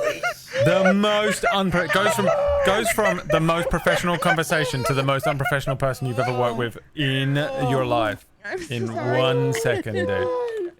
Oh, holy shit, dude. The worst person we've ever worked with on Tablestory. I'm sorry. I'm not supposed to be leaning right. Oh, that's so funny. Which way are you leaning at the moment, Wack? Left leg. Okay. This is going to be the question at the beginning of every week. Which leg? Which leg? How do you deal with a party that abuses a magic item or ability you gave them in a way you didn't think of? Oh, by the way, I tried, like, a lot of the questions that came through, I think, were very tailored. I picked all the ones that were tailored to, like, consequences, you know? So they're all kind of a similar vein. How do you deal with a party member that abuses a magic item or whatever? I honestly think here's what you do. You tune into side quests and watch how quickly I take away everything that they think they've earned, because they are the worst players of all time. I think you just don't. I think the first thing I ever ran was called the Mind Harvest. The first thing I did was give them items. I love it. I love giving players magic items and stuff. Broke the game so hard. And I didn't have the wealth of experience that I have at the moment, so I just couldn't GM it anymore. I had no idea how to balance the party. I didn't know what to do. I would just put something in front of them, they would vaporize it, or I'd put something in front of them, they'd struggle so badly. I didn't know what was going on. It's the worst feeling. I remember our conversation about that at the time, because we messaged each other and we were talking about it, because I was like giving them no magic items in my game. Oh yeah, I remember now. And it was just like, I was just like, that's so funny because you give them too many and I'm not giving them enough. Where is the balance? How do we figure that out? Yeah. I still don't really know, to be honest. I just am way better at understanding how to... I have a much greater knowledge of GMing a game. I can sixth sense when things are starting to get out of balance. I think really, ultimately, you have to live with your own consequences. You have accidentally unbalanced them. You can't take it back from them, because that's just cruel. Unless you can find a way to justify it. I'm sorry. PB is now dead silent, purposefully not speaking because she refuses to interrupt again. I know. Which doesn't make any sense, because the whole point of this is just us three chatting. It's just it doesn't matter. I'm just listening.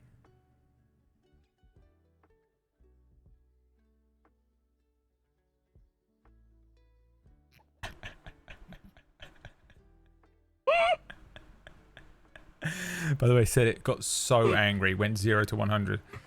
So red in the face, furious. I'm just listening. So unbelievably furious, cannot contain either the pure wheel of emotions that she's going through every time. ADHD chaos. Thank you, Bear of Flame, for the $50 tip. Here's an interruption. God, stop interrupting me.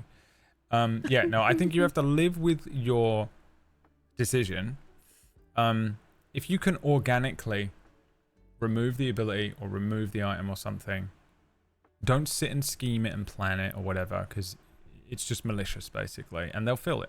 They will know. They everything you do to them is malicious. That's the thing, because you're always the big scary monster. With you've got the book, you've got the rules, you've got the story, you've got the law, you understand the world.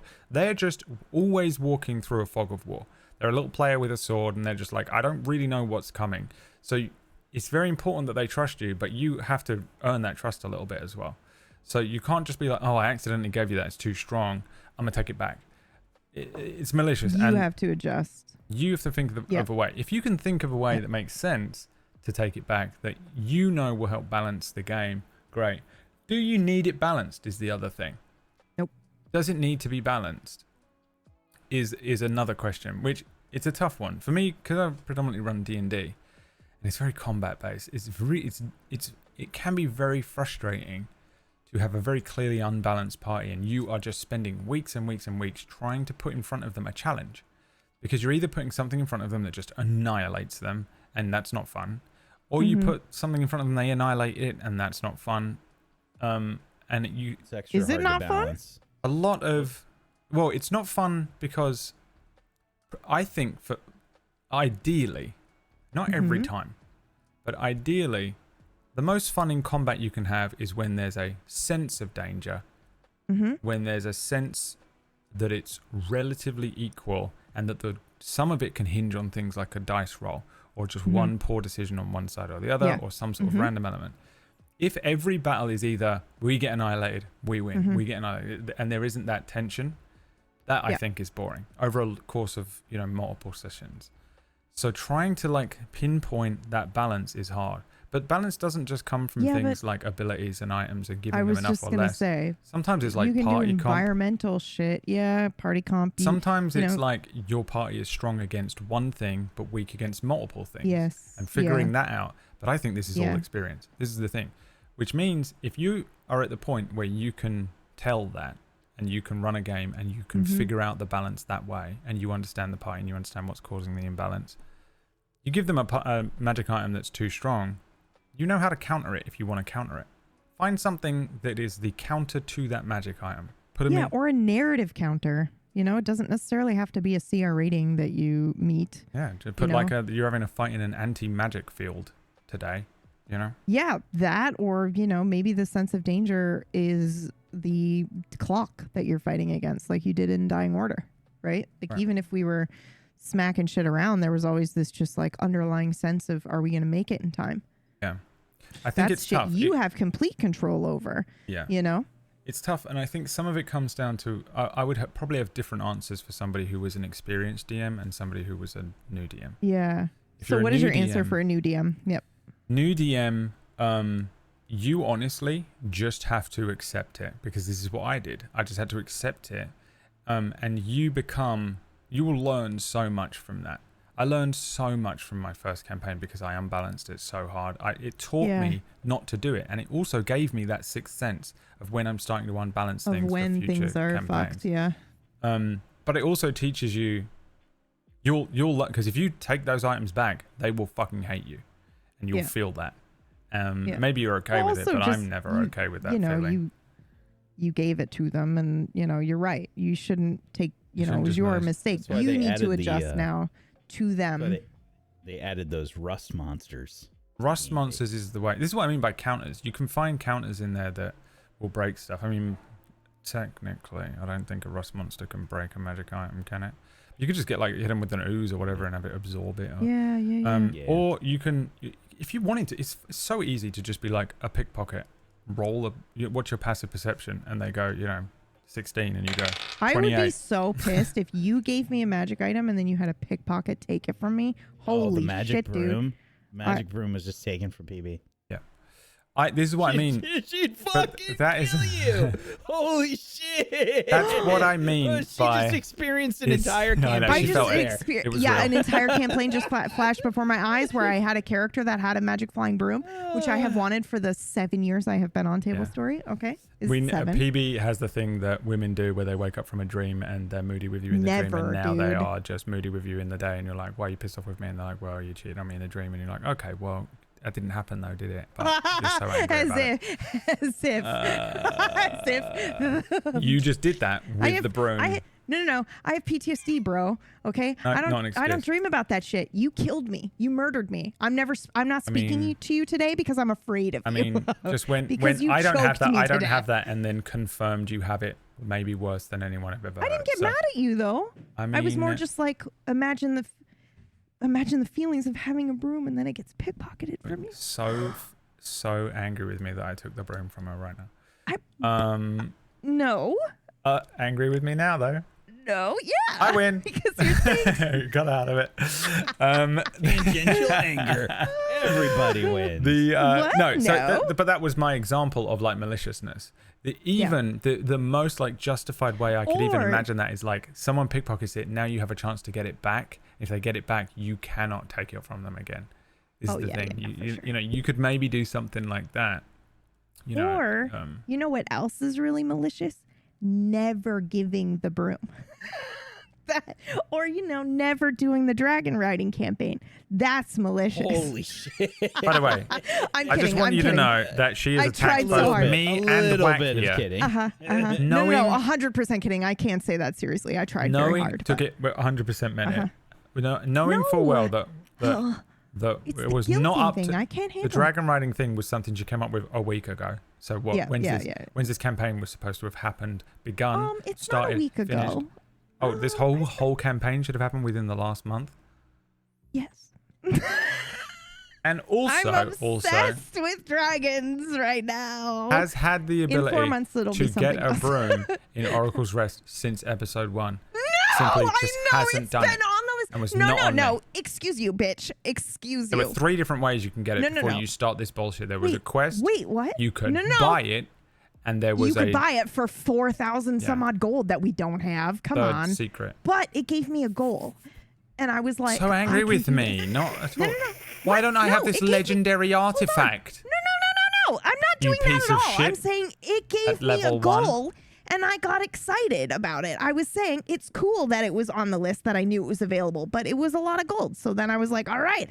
I think I've said every single session, the only thing, I don't want anything to do with the rest of the party. All I want is money so that I can buy my flying broom.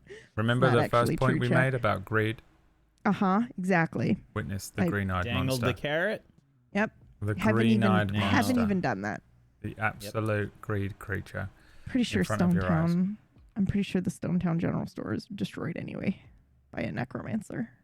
No, you guys saved the town.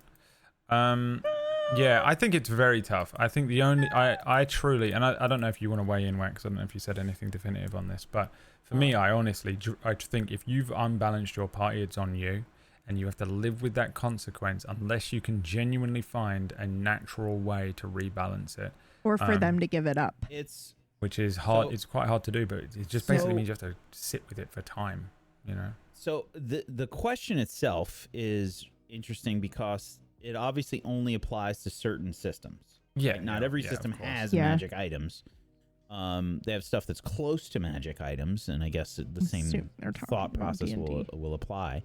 But I think that it's super easy to have them derail a campaign. There's also the other side of things where it's like, dude, sometimes these really crazy magic items create the coolest narrative things. Yeah.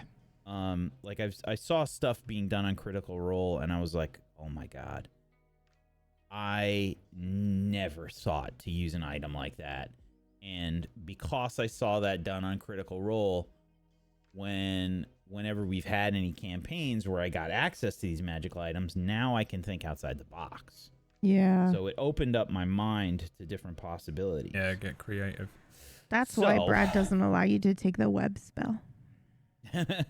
Oh my God, no, anymore. that wasn't why. It was the weekly argument between everyone and the chat room, and then the whole week of comments on YouTube.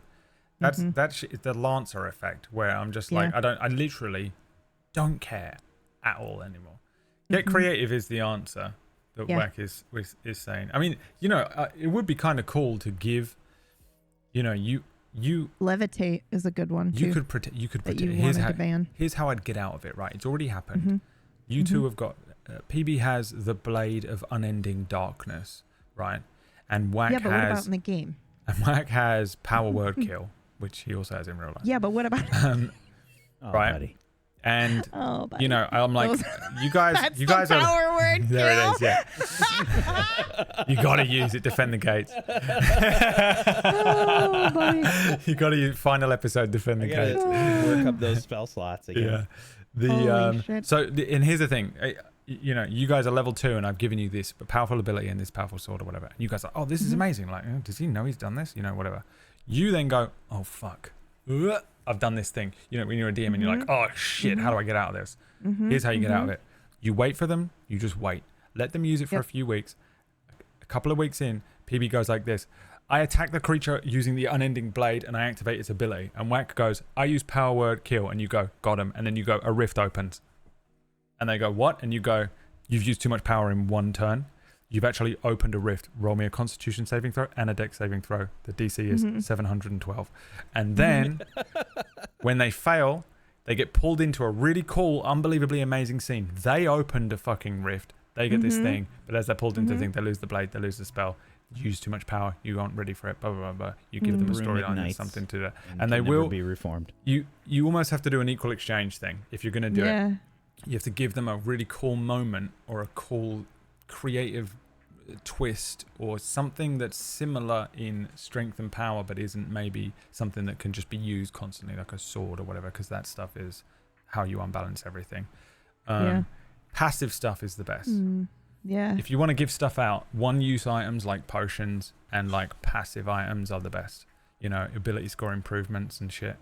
You know, it makes you feel just as strong, but you still have the chance on the dice.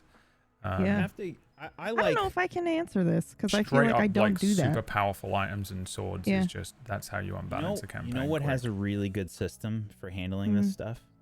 Cypher. The Cypher, Numenera. Oh, yeah. They're just one-shot items. Yep. Yeah. That's a great idea. But you get so many of them. Yep. What a great idea to balance a magical item. Dude, give them the super powerful magic item. It's exhausted after one use. Yeah. So or 3. They can come up with it. Yeah. So you can like, oh, it's got limited uses. I like this. I like the like spell slot idea, or like, you know, the, you know, a charge idea, and you can refill the charges. You know, once it's done, it's done. There are some D&D items like that. Yeah. Yeah. I think for me, my only rule of thumb is like, if they get a crazy powerful item or they get really creative with how they use their item, then I adjust to them. You know, yeah, that's the best way around it. I just take the campaign to a cosmic level if I have to. You know, you guys in Kingmakers, that was not my original plan for Kingmakers, but you guys were just too smart. You know, you had like fucking 6 really smart people at that table that just did stuff that was like game breaking. And so I let it break the game, and that's it. And then the story isn't about, you know, what you thought it was going to be about. It's about breaking the game and doing all their crazy cool shit and just, you know. So I don't know if I ever go out of my way to try to take anything from a player. Well, what's hard in like D&D and stuff is that D&D is different. I feel like you'll make one player cosmic level and the other 3 are still level 3. So then you're like, fuck, I have to give all the others power, and now you're on a cosmic level. And it's just, and then you've got to bring everyone up, but you've unbalanced it because only their items are strong. They still only have 6 HP. And it gets real messy real quick. And if you have to be like the arbiter of all time to be able to compress and figure out how to make everything fit perfectly to balance those combats. It's people already just quite hard. Want to feel good. That's the key. They don't necessarily need a powerful item to feel like a hero. Well, that's our players. Oh yeah, that's true. Some people do just want magic items. No. Hold on. I love how I just believed you and was like, yes, you're right. Yeah, it's the theatre kid players, not the mechanics players. They don't care. No. Every mechanical player wants to feel powerful too. They want to feel good. They can only feel powerful through the strongest sword in the game, though. No, they feel powerful by using their smarts. No. By feeling like they have outsmarted the GM. That's true. You can't give a mechanical player a scene in place of a +3 sword. You can give a theatre kid you can. A scene in place of a +3 You give sword. them a scene in which they use their +1 sword or their regular sword in a way in which it outsmarts the fucking captain and kills him. No, they would hate that. You know what I mean? Every mechanical I don't think player so. that's ever I don't been think that's true at all. Orcish would hold that against me and be pissed off with me for the rest of my life. My dad spent 2.5 hours. I'm 100% thought you were going off on a fucking tangent that had nothing to do with this. No. By the way. I my really dad thought spent. That was inbound. I'm still hoping. My dad spent 2.5 hours last night plotting how he was good. We've been playing Baldur's Gate every week on Thursday nights. He spent 2 hours showing me the plan for storming Moonrise Towers before he did it. I'm not exaggerating. I loved every second of it. Did it work? Did he do it? It went to how he wanted. I had to go away with that. I had to leave the computer. Unfortunately, I had to go lay down. Wow. I had to go lay down. But he did start, and he was doing really well, and the plan was going well. But like, first of all, I'm not gonna. If he's enjoying it, I am also enjoying it. I'm, like we're kind of reconnecting here. So it's anyway. But I'm saying. Made it so deeper than it needs to be. If he didn't do any +3 sword or whatever, literally it was him just being like, so I've paired this, and it's going to give me this like cool piggyback effect. Yeah. That's all the mechanical players want, man. They want to be able to use their brain and figure something really cool out. They want to break the game. No, some of them don't have brains. Break your game. I disagree with you, and I always will. I remember. Yeah, I know. I remember in Storm King's Thunder when they planned this whole attack out. There was like a Remoraz behind a gate, and they had a lever and they could pull the gate up. And I said to them, like, the moment you pull that gate up, you're rolling initiative. Actually, I didn't say that. I just said, how do you do it? And they go, whatever, they're like, well, they come up with this like really insane plan. And then they pulled the lever and then they had to roll initiative, but they didn't take into account the fact that they could be lower in the initiative than the thing. So it just ran in and bit one of them in half and killed him instantly. I will never forget. They spent so long planning this. They were like, we got this down, man. You go over there. You pull that. You use your bonus action to do this. We do this, that. And it was such a great plan. It was bulletproof. And then the Remoraz ran in first. And they were like, we didn't account for initiative. And it ran in and bit one of them but in now half. They will. Yeah, but now they will. There's still always too many variables. My opinion about I love those big plan strategy moments. I love it so much. I think it's fucking. I wish I could reward them. That's one of those DM moments. I wish I could go back and in fact go, you know what, you spent so long on it, because I just played that how it went. I went, give sorry, them like advantage on initiative. I wish I'd given them something, but instead I just went, this is how it goes. And it runs in and gets you. Okay, hold on though. Because those are the rules written. As rules written, that's what happens. But you're too hard on yourself, because you did do something like that in one of the games I was in, and that would have been after Storm King's Thunder. No, it would have been. Well, no, I know, but you're too hard on yourself in general, because you still say stuff like that, and it's not true.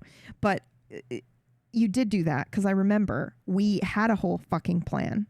We started to do something, and then something went wrong, and you went. And Suna saw all of that and then is like, no. And you had us do it again, dude. Yeah. And that you do reward the players for thinking outside the box and for working together and stuff like that. So those big scenes. And in a second, you see it all. Like, that's how it's going to go down unless you do this thing. Now try again, Yeah, it's good. That's the best thing about having any sort of like divination type character or wizard or whatever. You can really like mess with stuff like that, which is super useful when you're a DM and you need to roll back time.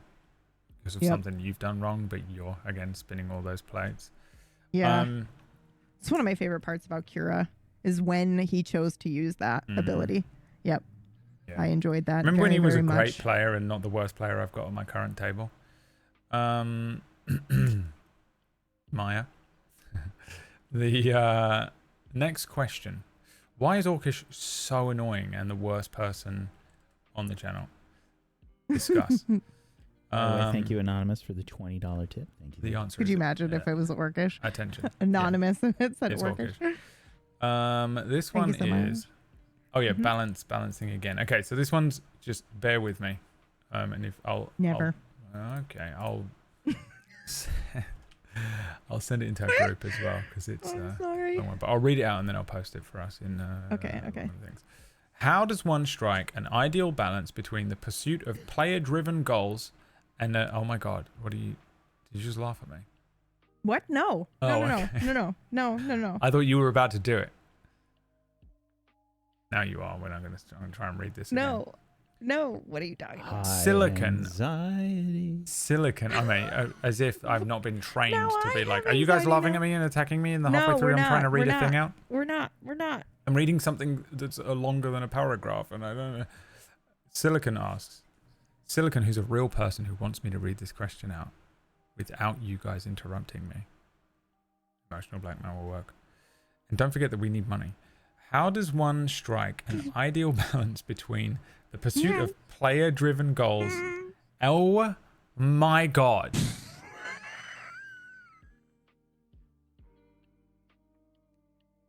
Making noises. Make a noise. Like you have been. Make a noise. Like you've been bound and gagged and left in a basement. Stop leaning. I mean, Sorry. Move the Have a mic. mic arm. move the microphone away. You're right. I don't want to be perceived. Silicon, who is a real person, who asked this question, and is like, "Come on, please just answer my question, guys. Please. How does one strike an ideal balance between the pursuit of player-driven goals and the realistic consequences of that pursuit, potentially coming down on the other players? Example, a player's character having a goal that could have far-reaching effects that negatively impact the other players down the line to the point that they do not enjoy it. You want to support the player in following their character goal, but what if it doesn't gel with the other player characters because they simply have a moral opposition or they understand that it could bite them in the arse later? I think this is actually happening in the game for Silicon.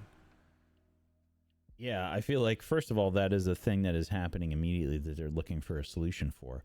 Secondly, I don't know if I've run into this. I think I run into it in every single game. Silicon said this is actually something going on in one of my games because... Read it again then, because we need to take this very seriously and help this individual. Yeah, because the ST... What is that? Strength. What is wrong with me? I don't know. That's the only answer that comes to mind. The ST? Let me read the whole thing. This is actually something going on in one of my games because the block capitals ST is supporting my efforts in attempting to exploit demonic entities and its VTM. ST. ST. I don't know. Someone in chat will tell. VTM. Is it? Oh, maybe. Oh, they're the player. Hold on. Read it again now with this interesting thing in mind. I think Whack is right. The whole thing or just the... Yep. Read the whole thing. Sorry. Thank you. Is it called a storyteller in VTM? I think it is. Right. I'll look it up in a second. How does one strike an ideal balance between the pursuit of player-driven goals and the realistic consequences of that pursuit potentially coming down on the other players? So this is the... Let's imagine... I think what the question is. You have one player who does something that the other three kind of don't want to happen. Yeah. You know, when you have one player that's going against the other three as a group, but you need them all to be moving as a cohesive group, I guess. Do you need to be moving them as a cohesive group? Well, here we go. A player's character having a goal that could have far-reaching effects that negatively impact the other players down the line. And the key is to the point that they do not enjoy it. You know? But who's writing this? Is this the GM or the player? Because it makes it sound like it's the player. The storyteller is trying to help me accomplish my goal. Is that correct? Yeah, I think Silicon is the player going against the grain that's going to have then far-reaching you know better. effects. Yeah. Okay, so your mother telling you off for eating cheese at midnight and now you've got a bad belly. No, you know better. No. Well, but Christopher. true. Like if your thought is like, I'm going to continue. I'm sorry. I'm not going to lie and I'm not going to sugarcoat it. If your thought is, if I continue down this vein, the other people at the table are not going to enjoy it. You're probably right. Yeah, I fully agree. If your GM is like, no, it's cool, I'll facilitate it, then you need to trust the GM, especially if the GM is like, they'll love it. Because that I do have at my table, where people will come to me and be like, I'm scared to do this thing because I'm worried I'm going to ruin the game for everyone else. Yeah, and I'm like, they will fucking love it, trust me. They'll be okay with it, and we'll figure it out as we go, and that's totally fine. It's another thing if you're saying that because the GM is just not, like, insight check yourself because you know the answer. Is it that you are actively trying to win at D&D and you're going to fuck these people over and they're not going to like it? Or do you, is it a situation of you're just having doubts about, following your character? Because there is a moment where following the character is just you being a dick at the table, and yeah, this is what my character would do mentality. Yeah. Why are you guys there? Are you guys there to tell a story together? If so, then maybe it's a situation of you follow that character's vein, and when the consequences hit, they're going to fucking kill you. Really, what it is you be prepared for the consequences of you following that storyline. And that consequence might be that they all fucking hate that character and want to kill that character, and then you got to let that character go. It's stuff like that. Like, if you want to still pursue that, talk to the GM and be like, I think they're going to fucking hate me when they find out that I've betrayed them, or that I've been holding the secret this whole time. Just then you got to be like, and I'm fine to die for that, because I think that's a cool, like, story progression, and that's cool to do. But, like, if you guys didn't sit down at session 0 and be like, we're try-harding this, and like, I want everyone to do what their character would do, and it's just you guys having fun on a Friday night or whatever, then, I don't know. There's two trains of thoughts, right? Because it's, if this is silicon, then you're aware of it, so just stop. If it isn't you, and it's just, say you're one of the other players, and you're just like, I can tell that this is going to ruin everything, it's a tough position to be in. Because you just have a player at the table who is this. I think this is very common. I think it's easier if you're the GM, don't you? Oh yeah, I would just facilitate a better story. Yeah, facilitate. Well, facilitate it, but also just let them know, like, this could happen, and then they could want to kill you in retaliation for you fucking them over, right? Like, as long as you know that and you're cool with that, then let's do it. You know? I'll come up with a way. I will. My goal. Almost every session is to make sure that all 4 of them end up with the same level of enjoyment. If they can all come in at 4 completely different points, and I'm like, I don't know how this is going to end up cohesively. Yeah. It doesn't mean they're all going to end up with what they want, but I want them to come away from it with the same level of enjoyment, Yeah. Yeah. That it means sometimes it means compromising a little bit. It means you don't come away with 100% enjoyment. It means that in order to compromise for what this character wants and what this character wants and what this character wants, you all come down to 70% enjoyment. And that's the way we go out of this, rather than it being 3 players have 100% enjoyment and your character has 50% enjoyment, because you can run into it a lot. The key is... Also, go ahead. A lot of players, and a lot of role players, because this happens on fucking roleplay servers and shit too. Yeah. Are the main character in their book. Yeah. And if you have a player who is like, this is my story and this is how I want it to go and this is the ending I foresaw, and I think it would be really cool if this happened to my character, it would be really cool if this happened to my character, and this is really cool if this ending happens to my character. But that is just, all that does is, you're looking at it and it's actually impacting, something is blowing up in my building. Yeah, I hear it. It's a car outside. Okay. You're the center of attention, and only your storyline is taking place, and it's affecting all the other players negatively. You got to figure it out. I don't know. I think the insight check is your goal should not be the same as your character's goal, right? So, and I think that if this is coming from the player perspective, then that's what's happening right now. Your insight check is being like, my goal is to have fun with all of my friends at the table. And this character wants this thing, and I don't, I foresee that if I continue down that track, it's going to, it's going to conflate with my desires of everybody enjoying themselves at the table. I feel like there's 2 ways that happens. 1, you're just fucking having imposter syndrome and you're doubting yourself, but everybody at the table would love it. Or 2, you're right. And that's a shitty situation to be in because... it's kind of like tough to try to figure it out. It's communication. You got to talk to the GM and be like, hey, I'm fucking worried that if we continue down this path, everyone's going to hate me. Or 2, you just talk to the other players at the table and you say, you express that feeling like, I'm worried if I continue down this, this path, because they're at the table too. They see you making the deal with the devil. You say, I'm worried if I continue on this path, it's not going to be fun for everybody. And then just let them tell you yes or no, right? Do your best. You could get it wrong, you could get it right, but like, needs to be yeah.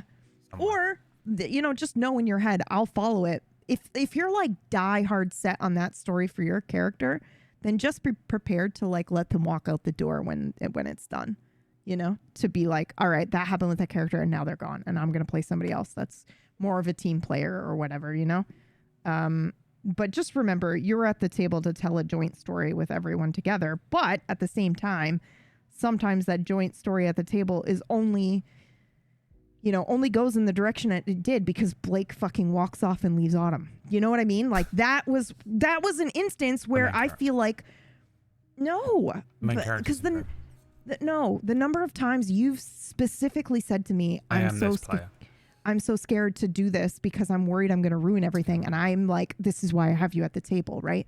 You're that like, chemical bomb of just chaos of, weird, you're dice in human form. In defense, you know what I mean? Let's imagine that this isn't main character syndrome. That's what I'm saying. This is what my if character.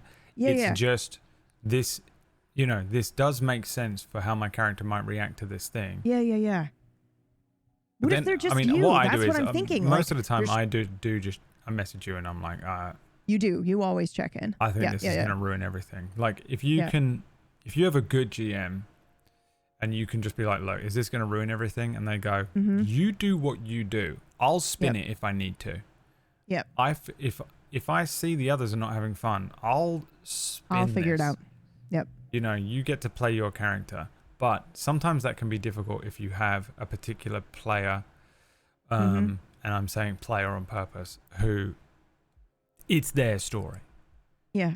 And you're doing everything in your power to facilitate it for the others and yourself, and but it just keeps being dragged into the spotlight. Is being dragged over to them. They grab the mic every time, and you get the sense that it's really, really hard to, without directly sitting them down and being like, look, you're ruining the game. What if it's not their fault?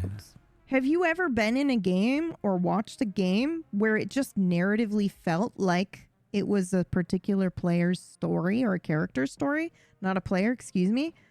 Because I have, and I was into it. Ashes. That's Piper. Yeah, like it was more than just her, but like, I definitely felt like I am sort of a side character in this fellowship, and I love that, and it's what made it work, and I was But you okay established with that. it, and you spoke about it, and you all came to the established conclusion. in the game. Well, I did it with... We didn't start with that. Same with Dying Order. Yeah. I said at the beginning, there is a portent that one of you is the chosen hero. I didn't know who it was. Yeah. And we let it. We let it. Yeah. No, we didn't. No one knew because I didn't. We did. Know. We did. We talked about it. At the beginning of the all very the girlies beginning. in the little group chat were like, "Oh, who do you think it is?" Oh, but mechanically there was nothing in place until one of you hit a certain point and did something, and like I just wrote some stuff down, and then it was like doing horoscopes. I wrote some horoscopes down and then waited to see who fit into the.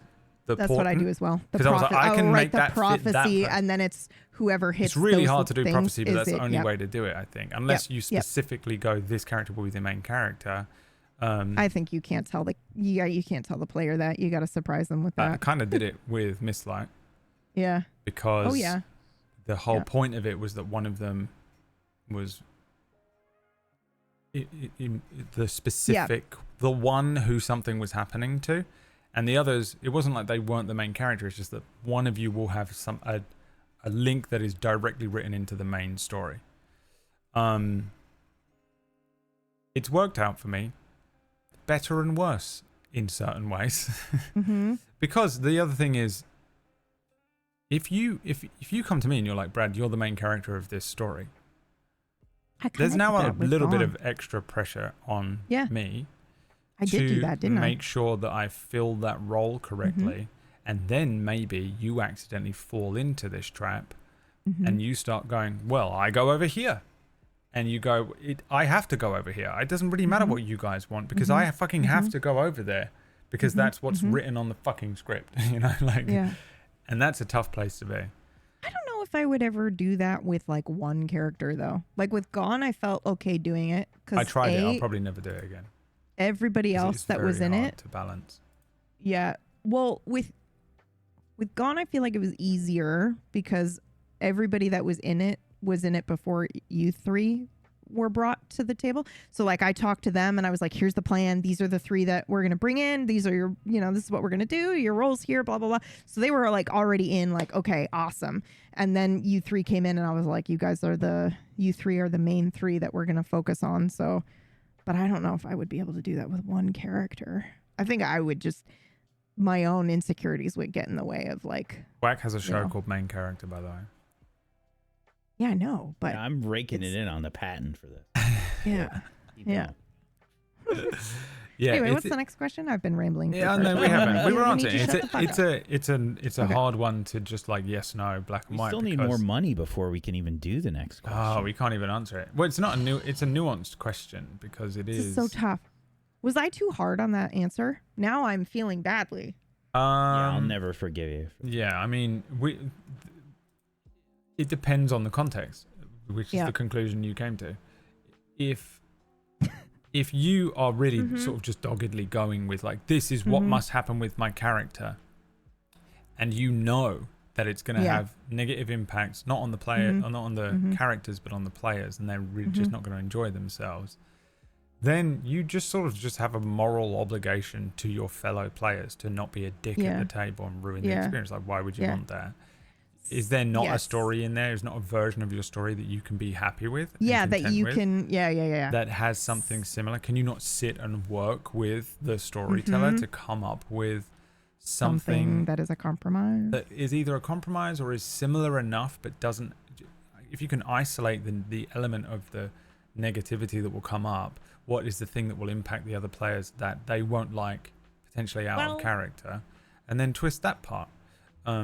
You know, whatever that is, or I think just don't shy away from the consequence either, right? Like maybe you can talk to the GM and be like, I'm going to play this character. Then when the thing happens and the big fuck you betrayal happens, I'm no longer playing that character. And that's the BBG. You know, like you take it and that's the bad guy. Like I've just been playing it. So now they have a reason to hate and they feel okay to be mad and all this kind of stuff, you know, but don't shy away from that consequence, VTM you know. Is a great VTM's one that's for the thing. It's VTM. So that makes another complexity. Dude, I remember I would be hitting Josh up every week, like, kill me. We were like, fucking kill me. Yeah, like actually that's a really good example because there's we were all in there what like just doing season of that what season of that was it where it was like there was a betrayal at the end? I mean, it's all of them, but you played a character that got my character fucking toasted. Yeah, but VTM is the game for that. Like I feel like people who sit down to play VTM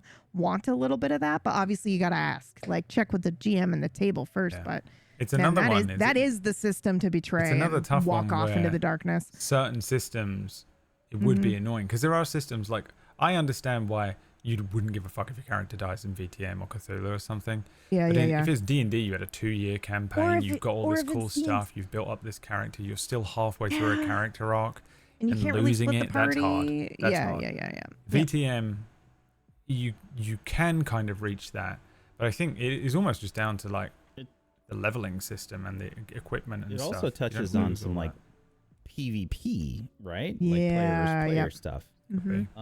Which we didn't even talk about. Yeah, I mean, like the because I've had that.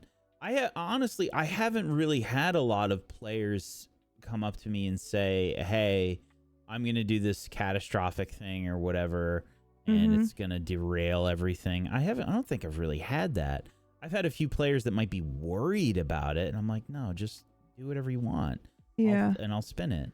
That's probably what's happening here. They're probably just extremely empathetic and hyper aware of their table and worried I've had players do some like short-term catastrophic shit, you know, and that has ruined some campaigns. Yeah, that's the problem. The the context of where this is coming Where from it happened. massively So adjusts my answer. The big one, the big one that I had was just a nonsensical. Yeah. I mean, just a horrible choice that made no sense. It destroyed it didn't the whole really. thing. Yeah, it destroyed the whole thing, and I was just like, why did you do that? Well, I'm playing a chaotic character or whatever. I'm like, so you're playing a chaotic evil character, so you're gonna do the stupidest possible thing you can do right now? Like, yeah, it's not even evil. It's just it's chaotic. Just you just wipe the team just because you wanted to do something just beyond silly, and you had no real reason to do it. Yeah. So I've had that kind of stuff, and that's hard to spin when when you're a DM. Like there's a lot of spin that. If you're a good GM, that's it. There's that, what do you do? Anything. You got to be like, this was planned. You're the bad guy. Bye. What else can you do if they decide to party wipe everyone? Holy shit, that's crazy. It's the yes and thing from earlier on. Really good GMs can yes and the whole world lore, you know, because something crazy just happened. And you're like, okay, well, now this is going to be what we do. And this is what, how precious are you being with that kind of stuff? I mean, it was a show that I did, and it was also a situation where it was like, this feels like a teaching moment, Yeah. Where it's like, you can't just do whatever the fuck you want, just for the shits and giggles for the moment. At some point, it becomes unfun for you, and you are a player too. It's hard to. I tell you what, I forgot that we spoke about this at length. Exactly, you're supposed to be having fun too. And sometimes it is really because you are the only player at the table that has responsibility and stress. Truly, because most players, I'm a player that will just show up and just fucking do 2 hours and leave, and that's it. And you're like, okay, well that was fun. See ya. A GM has a lot of responsibility, and most of the time you end up being the one who's in charge of everything and organizing everyone and all of that stuff as well. And then you're doing a bit of work. Now you're working. Now you're putting an hour in here to make a battle map, and you're doing this to generate this thing, and you're researching this other thing, or you bought this book and you've spent this money on this map pack. You're that it's becoming a bit of a job, and then you get in the game, and then you've got a player that is doing one insane thing over here, ruining it for the other players. And your job is trying to facilitate everyone not being angry at each other, just out of character. And you're trying to spin the story. You're desperately trying to mold the story into something where everyone's having fun. And you are not having fun. Yeah. You've become like a community manager of a bunch of just unhealed adults.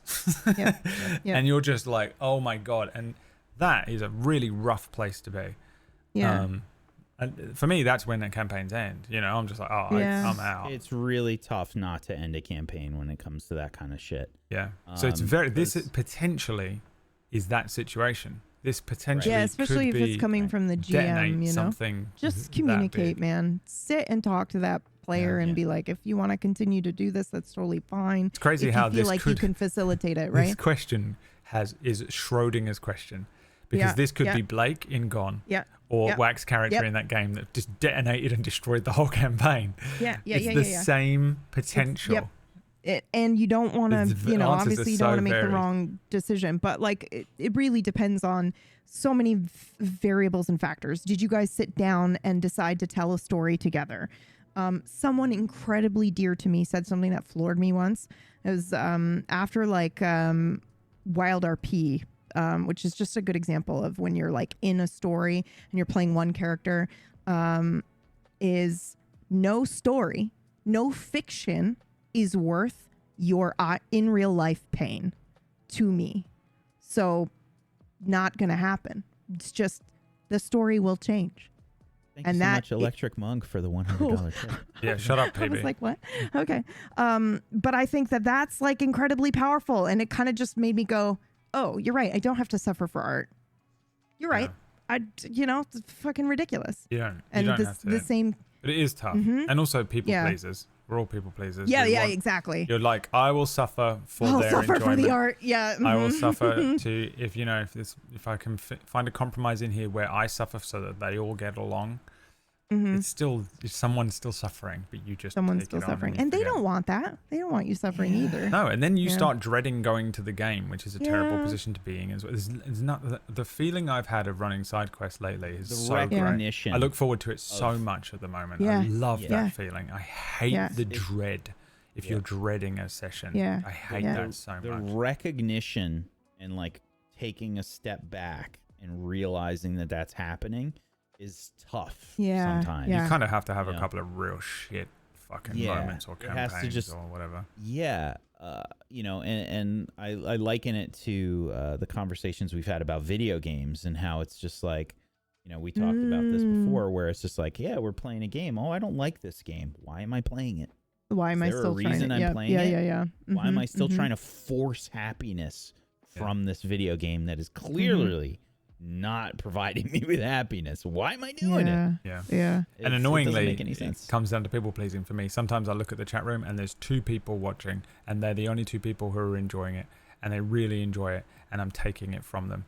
Meanwhile, I hate my life, and there's 100 other people that are desperate for me to stop playing the game, and I see 2 little people being like, "Oh, this is my favorite stream you've ever done," and I'm like, "Fuck, what do I do?" Because if I keep playing this, I can't make rent.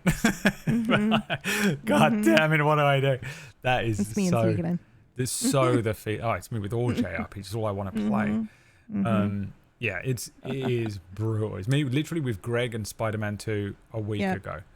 Yeah, it's horrible. Although I enjoyed the game, that was just viewership. Luckily, Brad chose me and has been playing Expedition 33 for weeks. Honestly, you know what pisses me off the most? PB hasn't played it.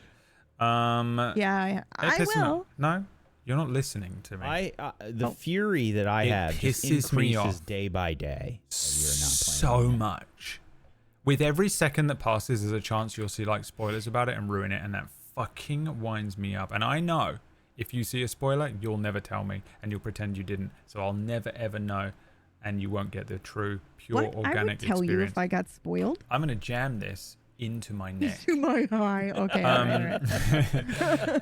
Yeah, I will say this much though. Stop speaking. To Silicon, I don't think Silicon's in the live. They're probably going to watch the VOD of this. Oh, okay. Give us some context. I'm curious. Just please. Pop into the, if you want. You don't have to, but if you want to share any more context about this, or if this answer, we could be way off. I'm curious. Yeah. Feel free to just dump a load of context in the Discord.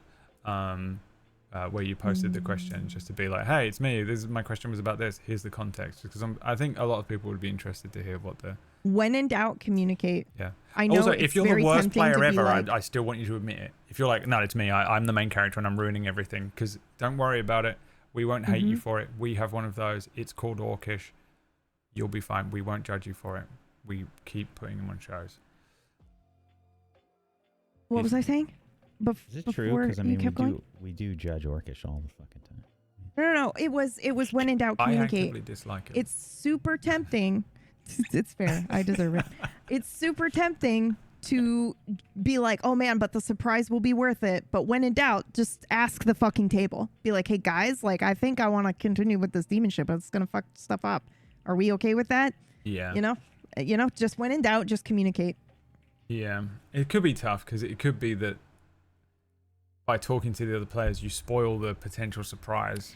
No spoiler is worth actual pain. Well, it depends. No That's the story thing. is worth actual pain. You could be right in previously when you said like they worried and it's manifesting. Yes. And actually the players wouldn't give a shit. But if you're still worried about it, the storyteller is actually like, hey, you're worried about this? No, don't worry. I know that could potentially happen, but I got this. This is actually what's going to happen, and when that goes off, this is what's going to happen. For me, this is the thing. I get into this position a lot. We're back on the question. We're back on the question. We can't afford the next one anyway. Thank you, Electric Monk. We're almost at the next question, which is about meta, which I'm sure is a perfect segue off of this one anyway. Okay. But just throw Orcish in and you're good. We got special guests coming up.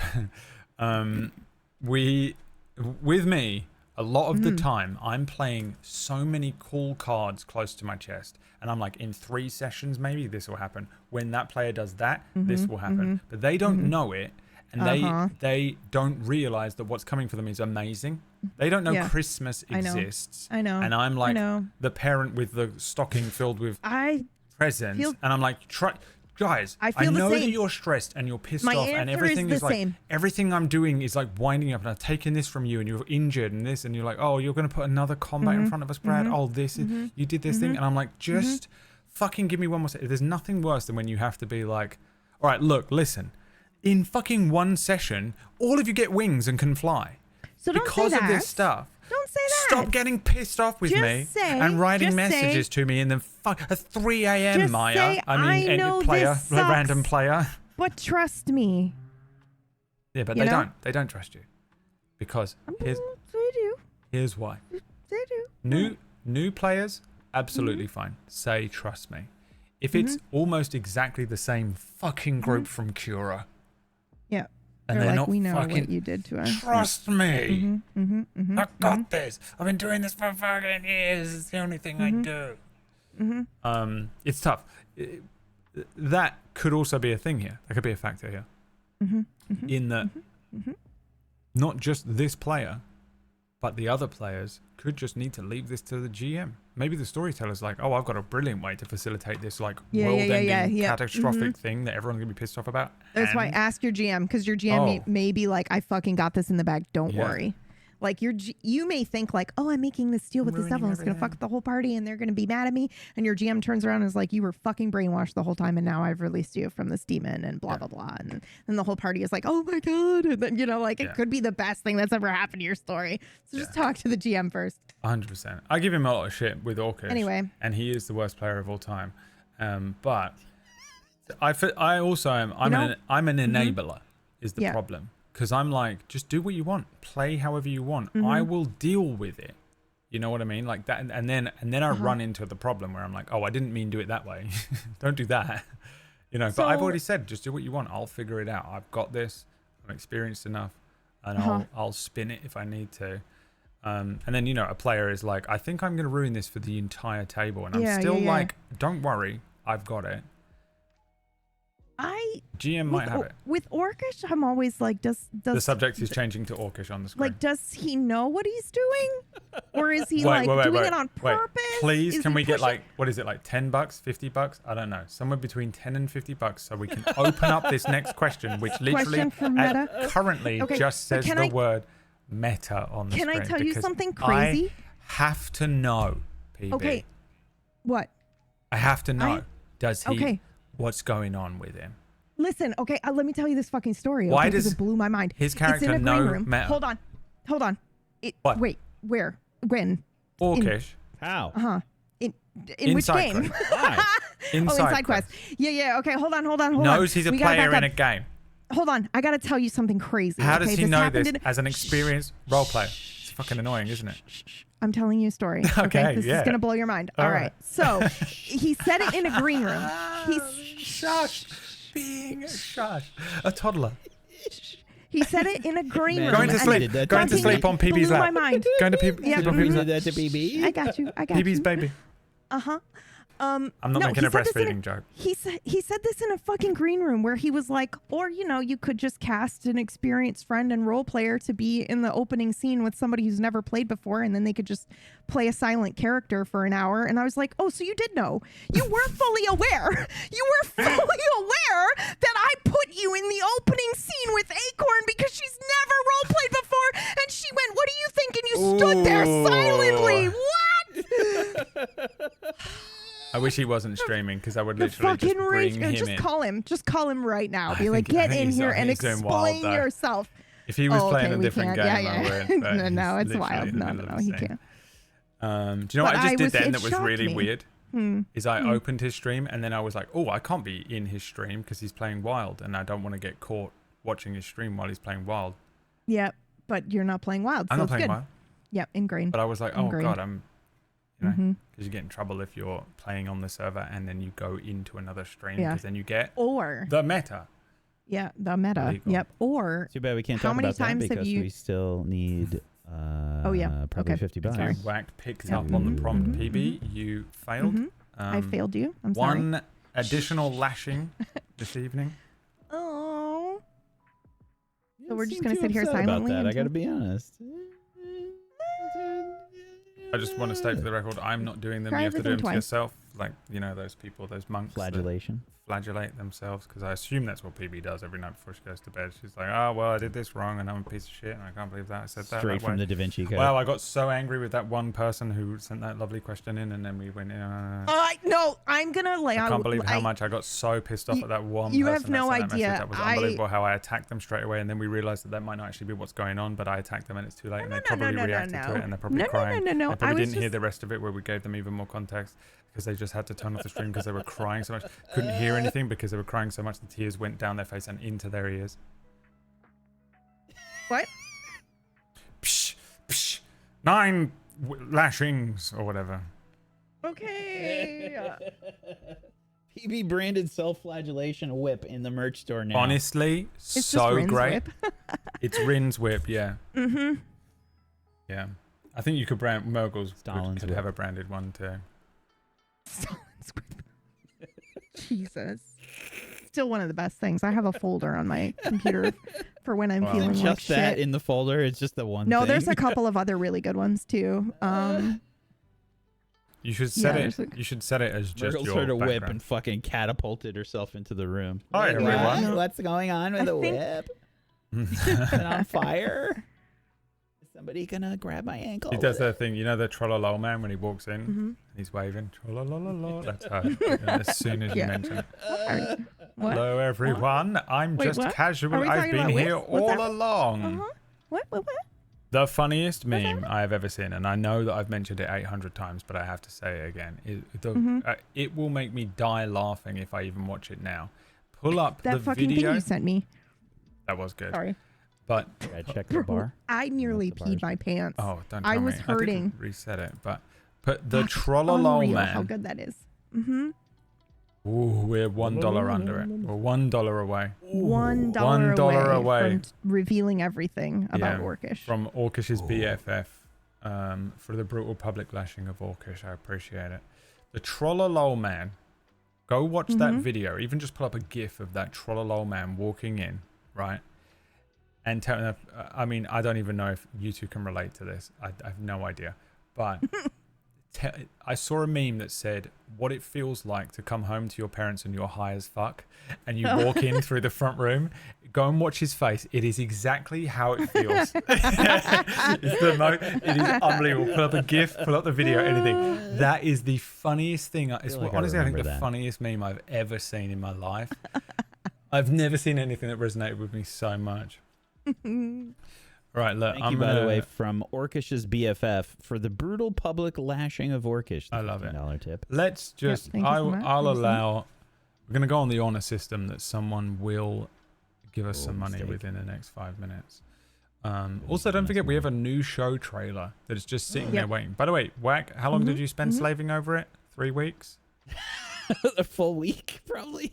A full week. And we will never show it. We will delete the file. It will never get shown if we don't unlock it here, by the way. It's not like, oh, we'll just release it anyway. Aqua Snakes, thank you for the $5 tip. And now we can officially Will be. talk about the meta. Ironically, the question is from Rin. Oh, hilarious. How do Be you on my alt account. yeah. How do you manage players who won't stop using player knowledge, especially when it's information that a different player learned privately but doesn't wish to share yet? Are you ready? Yep. For my answer? Mm-hmm. Call them out. Call them out. Call them out. It's the only way. Yep. They might not be aware. You they're don't even know doing that, it. do you? They might not be aware they're doing it. So Honestly, it's gonna happen. People are gonna don't do it like by mistake. pull them up and yeah, like yeah. unless they Unless genuinely you know feel like better. they're doing it Salt on the earth. yeah. Unless you feel like they're doing it on purpose Some or whatever. people, But honestly, it just is give them the hard. benefit of the doubt. Yeah. It's not even just some people. It's a hard thing to do to hard. compartmentalize fucking Yeah. knowledge, man. And it's going to happen, and it's going to happen by accident. And it's more likely to happen when you're running a game where people can talk casually at the table in between scenes. It's less likely to happen when everyone's speaking in character all the time, blah, blah, blah, because then it's just easier. So just assume, depending on what game you're going to run, that it's going to happen. And nobody means to do it. But you go, ooh, I don't think you know that. Or do you know that? Some people And don't even give them- understand what meta means. Exactly.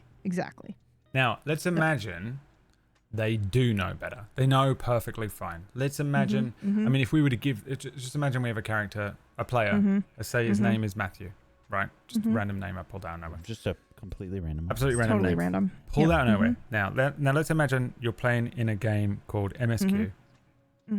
And you have or Deathless, you know. You've played with Either the one. same groups of people. I can't do this. He gets upset when I do it, but you can do it. Go for it.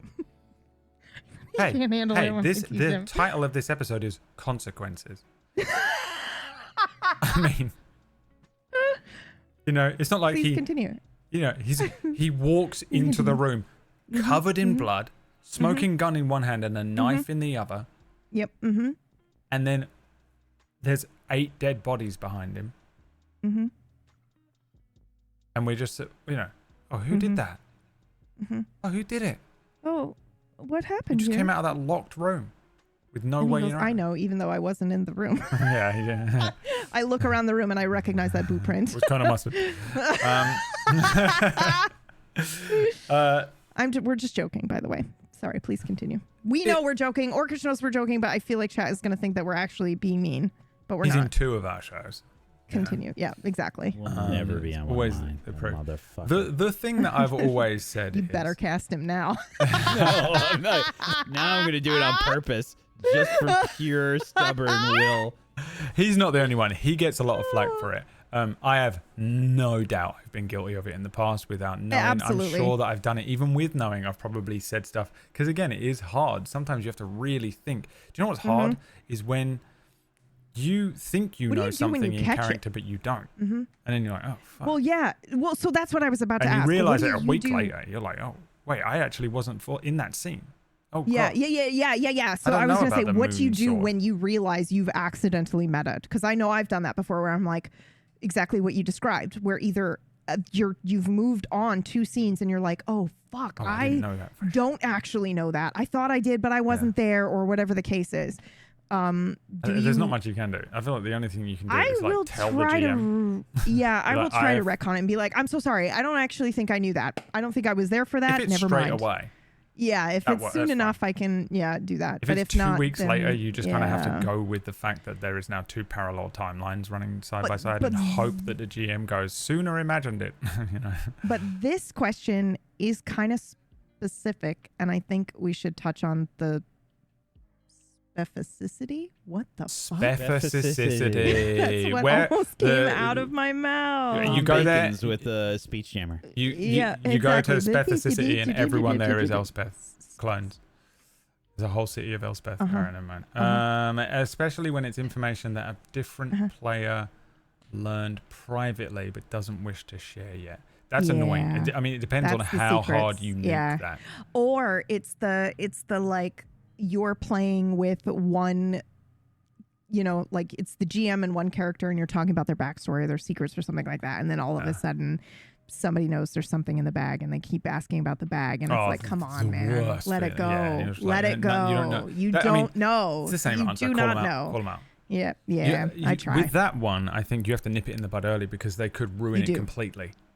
Yep. And you have to be like, no. As far as you know, stop now while you there's no reason for you to even be focusing on this. You're only focusing on it because we brought attention to it for the audience. But now, like, if it's me, because I did there's something 100 bad, other I'll things keep, in this room right I'll now keep for you to drawing focus attention on. to it and bringing it up and being a shitlord about it. Then what do you do? Wait, you as a player, you mean? Yeah, if I get told off, I then start drawing attention to the thing I got told off about because I'm like, I got told off about it. Well, yeah, but you're the type of player that you wouldn't. Well, okay. First of all, don't tell them off. You would go, do you know about that? Or what do you know about that, right? Well, you do, but you wouldn't respond well to that. How do you know what? No, that's what I'm saying. How do you know that? And then they have to answer you. I don't necessarily say, how do you Justify know that? it to me. I'm usually like, well, how are you approaching that? Or what are you, what's your train of thought in how you got here? You can And get I'll out of just it. They guide can them spin out of through, that, like, dude. Don't spin them out of it. Because you I put don't them in a know if corner. it's- how do you know it? And they go, well, I no, don't. And you because go, that's that's like right. a Get out of call-out, my and I fucking don't- game. And I don't know if I it's never true come or not, back. Activate you know? the cattle prods. And what if they've actually come to it being like on their own? And I'm like, oh, yep, okay, I can see that. Like, I can see how you made that train of thought. That makes sense to me. So I just give them the benefit of the doubt. But if it's a You get situation one benefit of like, of doubt. What if it's twice? I'll give multiple benefits. It's a long form campaign. You're gonna meta. If it's a situation I mean on the where same thing, on the same topic. There's something in the bag. My character doesn't know about it, and I go, "Oh, what's in that bag?" And you go, "Well, how do you know that it's a big deal, that it matters?" Then I'm like, "Why aren't you checking already rolled everyone's for bag? it and You're you don't suddenly know." checking this bag." Yeah. You do Why? call out. You did that for me when I was in a show and someone was going for my secrets. You were like, I don't think there's any reason for you to be doing that. What are you doing? Everyone's backpack. Everyone's got a backpack. You suddenly care about one of them. But No you one's suddenly ever care about mine. in the history of D&D ever done it. Yeah. But again, it's like you give them the benefit of the doubt once, right? Yeah, they don't mean to do it sometimes. Okay, sometimes they're just into it. The second time it happens, then what? I would suggest rolling. I would say, okay, let's have you do a roll and see if you even notice this thing or whatever. You know, like it's kind of like an alternate way to call somebody out. It's just like, okay, let's do a roll to see if you would notice this, because I don't think you'd notice it normally. You know, that's usually the way I would do it, is like, okay, if you want to separate the player from the situation and meta here, let's just have you do a roll, because I don't think you'd notice otherwise. And that's usually what I would. I would do that if they're doing it casually or maybe by mistake. If they were trying to brute force get something out of the bag or bring something to the surface, I wouldn't even give them a chance to roll. I would just be like, how do you know obvious that you're trying to just get this. You want to talk about this thing, or you want my character to pull the thing out of the bag. Yeah. You don't know that I have this thing, and it's the worst feeling when you're that player.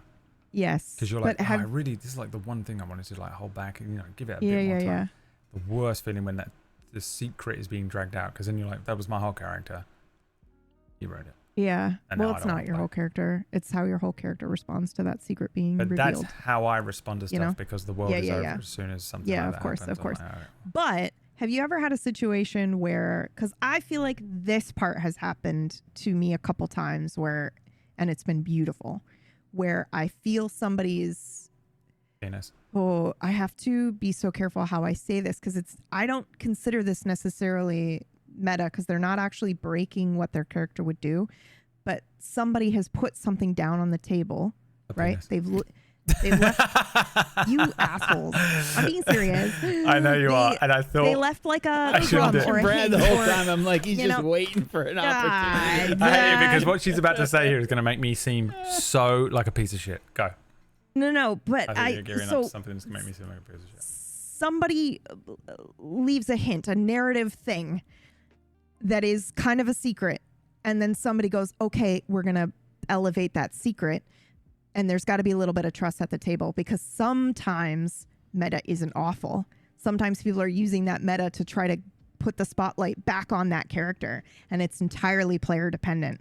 And that happened a lot in Nocturne, and everyone was cool with it, because it was like, you'd hear something and then someone would just casually bring something up to give that player a chance to open that door. And if they didn't, they respected it and moved on. It's a really interesting point, because sometimes people are playing characters that are extremely observant, or they have a detective mindset, and they as people do not. And you know, it's almost like a reverse meta situation where it's like, oh, I don't know this thing, but my character's really good at puzzles or whatever. And it's totally, that's a very good point. Well, there's that aspect. Sorry, go ahead. I've had that happen many times in games where it's just like, oh, I'm playing this very smart character, but I'm a bit of a dummy, you know, like, or something along those lines. And it's a difficult thing to kind of encourage, because you don't want to have everybody metaing all the time. But you want to try and encourage other people to tell their stories and involve their characters in ways. That's the thing, right? Yeah. So you might get people at the table, especially if it's like friends. So we did this a lot in Leech, I feel like, where people had secrets, or they had like a kind of a dark side, and we all just knew each other so well to be able to kind of, oh, I know that secret about your character, so now I'm just going to put myself in a position where that secret is now has the opportunity. You're not verbally just outing somebody's secret. You're putting that character in a position where they are now face to face with that secret. And now it has a chance to be revealed because you're in a 6-episode thing and you only have 6 episodes to tell a story. And if I know your character's secret, I'm going to do my damnedest within my character to try to like help elevate that. And I think there are other players out there who will do that too. So sometimes in that regard, I feel like that still classifies as meta, but I feel like that's not a bad thing. Sometimes that's anyway. An experience thing too, though, right? Yeah. It's like those are good support players that will do that kind of stuff, and that is a hard thing to like learn. Usually, it's people I think that are really good at it, or they have a lot of experience. That is definitely one of those like advanced tabletop role playing game or just acting improv techniques, right? It's just how do I elevate somebody else's character at the table and not break meta. That is a serious challenge. That's one of those things where, you know, you might have to talk to your group or you might have to talk to your GM and 100%. ask questions and stuff like that. Like, how do I help them if I want to support their characters?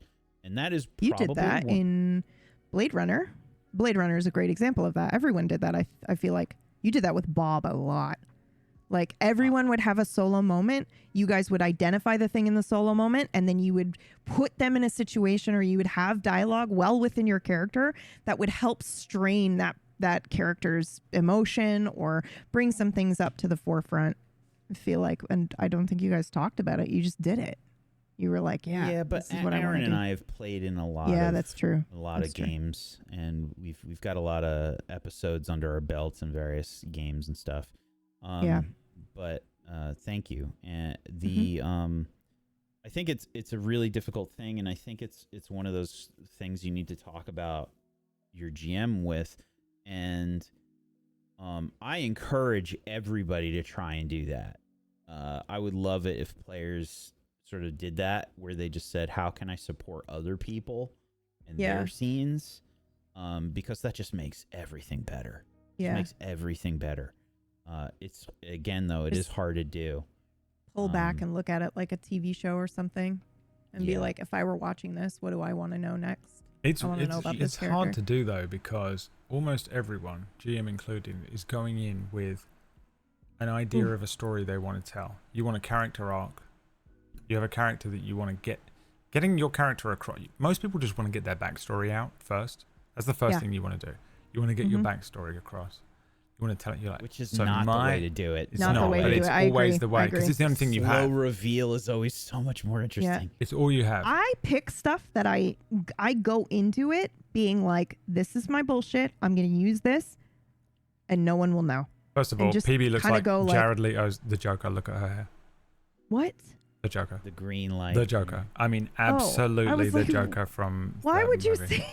I mean, the Joker. The skin and then the hair. Okay. Goodbye. Carry on. I'm leaving now. I don't know what I was saying. Good. I've dissociated. I win out the of my own. I win the whole game of the thing. I don't even know why that would affect you. It purely just had a light shining on your hair that was green, and she's like, "Well, that's me, done for the day." Well, my point was that you interrupted in the first place. That everyone has a thing they're trying to get out. So I don't think that's true, though. You're already splitting your screen time multiple other ways. You don't. Okay, stop. I'm sorry to interrupt you, but you do not. I'm sorry. I have no idea who's speaking right now. You don't. I just hear a voice. You do not go into a game. I'm actually going to turn her down until she comes back on the thing. You do not go into a game Hang on. with something. Yeah, she's at minus 12 dB until she appears back on the screen. No. A tiny little voice in the background. You just hear, no, you're screaming now. Imagine I made it so loud. No, God, no. No, I'm not saying I do that. I'm saying that in general, well, you're saying everybody has a thing. No, you don't. You don't do that. Before you go into the game, I'm just saying in general. I'm not talking about the incredible elevated RP genius level, That you do. unfathomable, greatest top bollock 10 out of 10 roleplay that Orcish provides us. I'm talking about it's either going to be you the or average Orcish. player Uh-huh. goes into it, and all you have is your backstory, and that's all you want to get across, right? And maybe you'll develop some storylines, and maybe you'll develop. Is it? Mhm, Are you talking about the situation where in a conversation everybody's just waiting for their turn to talk? A little bit. Okay. And so by the time, like, in order to just come to the conclusion of what if I just support this person's scene, it's kind of hard to do because you spend a lot of time just sitting there like, how would my character react in this moment? Where are we going? We're going over to the castle to find the vampire. Okay, I've got to think about that. Let alone then think ahead of what your character would do in the scene, or how your character's backstory would affect this, and whether you want to tell this part of your story and you really want to showcase this element of your character. Your character's secretly a fucking, I don't know, a bat, and you're like, we're going to a vampire castle. Oh no, secretly a bat. That's crazy. I'm just a bat in a trench coat, and no one knows because I've rolled a performance check at the start of every session and rolled a nat 20 for 8 sessions in a row. No one knows I'm just a bat in a trench coat. And you really can't wait for that. You can't wait for that thing to come across. What I'm saying is it sort of dilutes the chance that people are just going to be like, I'm here just to support the other characters. Because then, who's your character? You know what I mean? Maybe that's a weakness I have, where my characters are kind of amorphous, because I'll do that. I go into a session, I have some things in mind, but like, Christ. No. You're I'm God's saying gift. that's a weakness of some mine. Some of us aren't good at this. What are you talking about? All right. Why are you being Jared? so mean to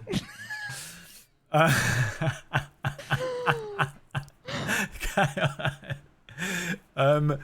No, I mean, what I mean is, I think you're missing my point a little bit.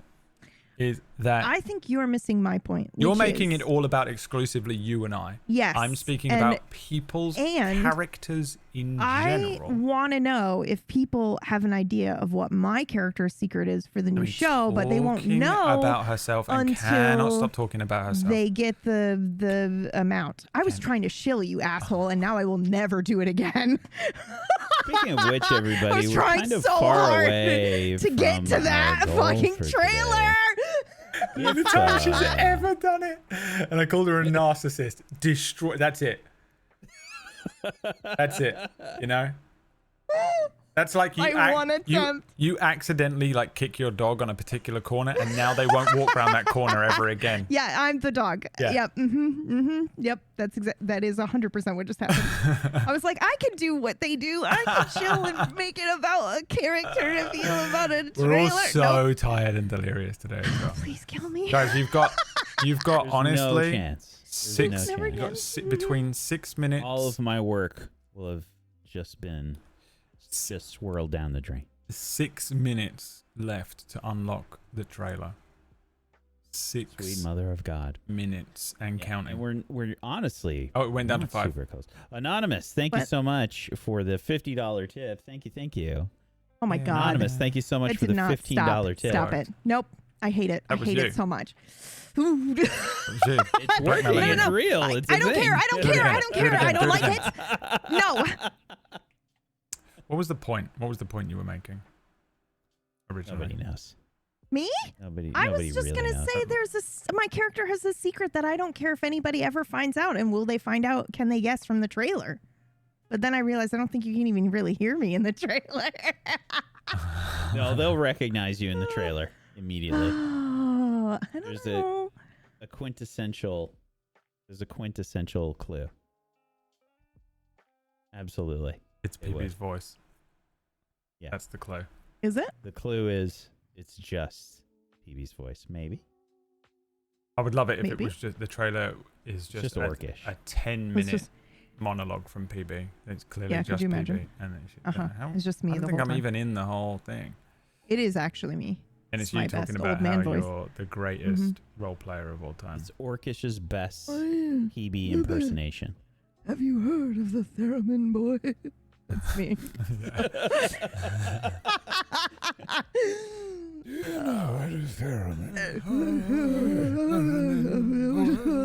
Shadow, thank you so much for the 25 bucks. Thank you, thank you. Almost there. We're almost there. We're almost there. We have almost at best enjoyable monsters, which I'm curious. It feels like Gary wrote that one. 3 minutes and 8 seconds. Dragons. The reason it's the last one. Ask me what is your favorite dragon? What's your favorite dragon? What's your favorite dragon type? Ask her, Whack. Ask her quick. No, not me. I'm asking you. We're not at the goal yet, are we? For that question, we can't talk about that, unfortunately. Favorite monsters? This is not the same thing. It is the same thing. Do you think dragons are people? I don't think they're monsters. Maybe he thinks everything is people. I do, out of your actually. mind. It's such a bad. It's so bad. It's so bad, dude. I want just like a montage of PB talking to her plants. Or my cat. Or like anything. Just your plants, really. No, talking to cats is different. Hold on. I have a very, very serious question that I need to ask you, and you need to be honest. No memeing, okay? Have you ever run into furniture and accidentally been like, "Oh, sorry"? No. I have never done that in my life. No, even I haven't gone that I've far. never apologized to furniture. Whack would hit someone with his car and just keep going. In fact, did that today. I did eject myself from that crosswalk, PB. That was the real reason I was telling you to cancel the show. You hit me with a car? It was Whack. There it is. It was Whack. It was me. It was Whack. Yeah. It was me all along. Greg has tipped, my children don't need food today. We can't be relying on Greg to push us to the I'm goal. going to cry. He's Refund already that. at maximum wife anger. I can't believe that. All right, Whack. I couldn't quite finish the sentence, but if you could barf. emotionally blackmail. No, I don't like it. Please just give us money without Whack making it weird and uncomfortable. That's my only power, PB. No, that's my secret. I'm always making things weird and uncomfortable. Well, we can at least talk about the best monster question. So first of all, what was PB's question about dragon? What did you say? I want to know what's your favorite dragon? What do you mean by that? We can do from D&D. Yeah, well, like metallic or chromatic, or do you just or mean like what's the favorite color, or just in general? What's your favorite dragon in general? I know what Brad's is. Well, then. I don't. That's why I'm asking. Brad's favorite one is the one that eviscerated us in Oracle's Rest. The black dragon? Black dragon. Acid? Yeah. I do love a black dragon, yeah. I do love a black dragon as well. It's not my favorite, though. What I like about Bad dragon. It's bad. Bad dragon, this one. What I liked about when I we will get a sponsorship from them. Yeah. And we will all be surprised. We're just going to have to deal with it. Yeah. We're all going to have to use it as well. Just, because they're always like, please use our product. The package arrives. Yeah. We'll be surprised. $100 from Anonymous. New trailer, please. Damn. Thank you, Anonymous. Damn. Thank you so much, Anonymous. Thank you. And $25 tip from Anonymous. That better not be Greg. 10-minute monologue. All right. PB's 10-minute monologue beginning. Thank you. Have we done it? Nope, not yet. Almost. All right. Well, let's quick fire round. Hold on. I'm asking you about dragons. Yeah, let's quick fire round. Favorite type of dragon is probably is a black dragon. I remember just looking up because they in the original D&D, like one of the books in the Monster Manual, DMG or something, it says like what their kind of traditional traits are or whatever.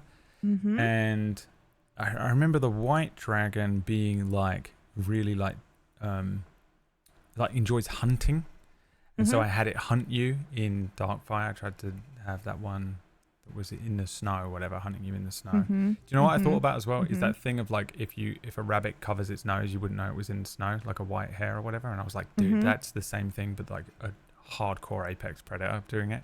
It's terrifying. Fucking horrifying. But I love polar it. bear does as well. But when we were doing Oracle's Rest, there was just a point where it just says like black dragons are just like malicious.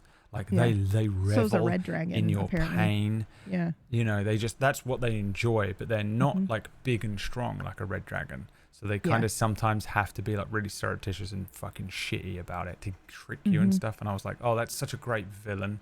It's just a classic. It's like a Disney villain, you know. Just it's such a classic kind of presentation. So yeah, Black Dragon probably is Black Dragon for me. I've never really thought about it though.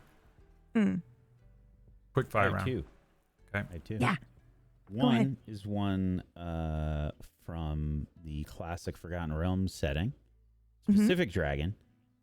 Now, I'm not a fan of Drizzt Do'Urden stuff. Yep. I don't like it. But there is a dragon that is tied to that lore called quick fire round, by the way. Ve'Achoras. I mean, going so into it, going into Drizzt Do'Urden books. Hey, shh, I like it. Go on. I know. Fucking 10 minutes. I know. I went off on one. I did it. I'm still holding in my head the hatred I have for the Arbody. I will never. I don't know if I'll ever get over it. So is that from Expedition 33? Gets blinded, so is a blind dragon. But this dragon stays alive and is brought back into Rime of the Frost Maiden, which I thought was so cool. That's very cool. Yeah. And yeah, so a blind dragon, very terrifying, and white dragons. It's a white dragon. Are serious hunters. Right? Yeah. So imagine it's a lost sight as a hunter. And also the dragon had a dragon rider, and it carries around the corpse of the dragon rider on its back as well. Oh, why? Because it just has because they were bonded and my god, stop. Yeah, oh my god, cool. I'm gonna die. Oh my god, that's so cool. So yeah. Oh, okay. I like that one too. And I made one for the world that I did of Talanis, which was Penny the dragon, which is the dragon that guarded the halflings. And they would they basically had like a deal with Penny. Penny was their guardian essentially of their country, because they didn't really have incredible defenses or anything. So they had Penny. And Penny was a copper dragon, Penethrax, and sorry, which one's copper? What is their power? What is their thing? I can't remember. Say it's lightning. I think that's blue dragon. Or you might be right, actually. Blue I might be Japanese lightning. lore. I thought brass was fire. Maybe. I can't remember. No, red is fire, isn't it? I just found out copper and brass. Yeah, but we run a D&D channel, guys. Guess what? There's metallic. There's metallic as well as. You never get to use dragon. You get to use maybe one dragon a campaign. I know. You know, it's just so. So I think it was a copper dragon. Yeah, they share breath weapons. They change them a little bit. But copper dragons are well known for playing pranks and stuff like that. So she made her as kind of a whimsical prankster dragon, but also that works with the halflings. It is acid on copper. And yeah, so they had a deal, and they'd basically feed her. They basically kept her fed, and they provided her with some pranks and stuff. That was the deal. Cool. So yeah, that's my answer. BB, quick fire. Blue lightning. Blue lightning. Demi Lich is also a blue lightning dragon brought back in traditional D&D monster manual. Second favorite, which I I'm a huge fan really of. enjoy too. You know, carry on. The black dragons I also like, and then recently I picked one that scared me for par, which was the red dragon. And I was like, I'll do that one. Red dragon's such a classic, and it seems like the king of all dragons. And I'm always a big fan of being like in oracles, they're trying to awaken. The most powerful dragon in the world is a red dragon that's sleeping in a volcano that's been asleep. Don't tell me that. 1,000 years. Everyone knows this. His name is Klauth. Do I know that? No, you don't know what the cult are up to or why they're trying to wake him up. The cult. You know that they're trying to do that because they said it to you. No, I know, but like I'm having a moment where you don't know why. No. I know acutely how you are going to fuck me up as a player. now immediately in this moment, and I'm terrified. And just to confirm, we're never playing oracles ever again, right? Because now I've got meta. We definitely are, even if we're all in the old folks' home. And Par is the main character. Which is why it's because I'm the only one that survived. Well, the cult, the cult dragon plotline is the one that I really enjoy, and you guys you've done a lot of stuff towards it, right? That's another example. Par is another example. Par has a secret that I gave to Brad and was like, I don't care if anyone ever figures this out, but like, I'm going to play with this knowledge, and that's what it's another example. I just like to do that. That's just fun for me. The original question was from Atalisk, that is, what is the most enjoyable monster adversary for you to throw at the party, and what creature or enemy did you most enjoy using in a creative way? I think I can answer this for myself. Quickfire. Yep. Grell. I love a Grell. It's my favorite fucking monster. I think they're brilliant. I don't know why. I just love it. I love throwing them in. Just a Grell wakes up. They're so weird and aberrant. And then off the top of my head, I think one of the most fun battles that we ever did was Darkfire again, where you fought against the bat as you were falling, the giant bat. Yes, that was so incredible. Yep. And I really enjoyed that experience and trying to facilitate that fight and make it a bit more theater of the mind. My quick answer is I don't know the actual term for it, but it's the house. There's like a haunted house in there that's an actual monster. You're thinking Final Fantasy, the Hell House? I think it's more like the Gunslinger house, where he goes into that house and then you have to fight it while you're in it, but it's like a live. So are you thinking about the module that I'm thinking about, PB? Haunting Revenant. Oh no, different thing. Yep. There's a prequel to Strahd that has a sentient house. Prequel, as in it's not the death house in the opening of that module? Well, yeah, it is. Or is it? Oh yeah. No. Because that to me was just like house with traps and stuff like that, which is fine. Quick but like fire there's an round. actual. Just say a I monster. did answer. Okay, I great. did. Right. My favorite monster would be a beholder, and I never have used one in a campaign. That's insane. So the ones Please that I use have, one in this one. Defend. You got it. Do it. That was a laugh of "I will kill you" episode 1. The one that I have used that I really liked, a Rakshasa maybe, because they're just so strange and weird, and I kind of attacked in an odd way, and then the group just defeated it instantly. But I was still like, I probably needed to do that better, and I think it was still a cool monster. It's I love it when you get creative and you're like, this is gonna be a really cool and interesting way to present this creature or this battle, and they just go, oh, I hit it with my sword, I do 207 damage, and it's dead. All right, great. I spent a week figuring out this whole thing. Can I give a follow-up answer to this? No. It'll be very short. If it's 3 words or less, It won't be. then the answer is no. That was 3 words. Okay. Then go on quick. It's for me, it's not about necessarily the monster itself, but when the monster is presented in a really cool way, like, the Final Fantasy spider that jumps and blocks the way, and then you kill it a little bit, and then it goes down, and then they get to run, and then it comes back and chases you.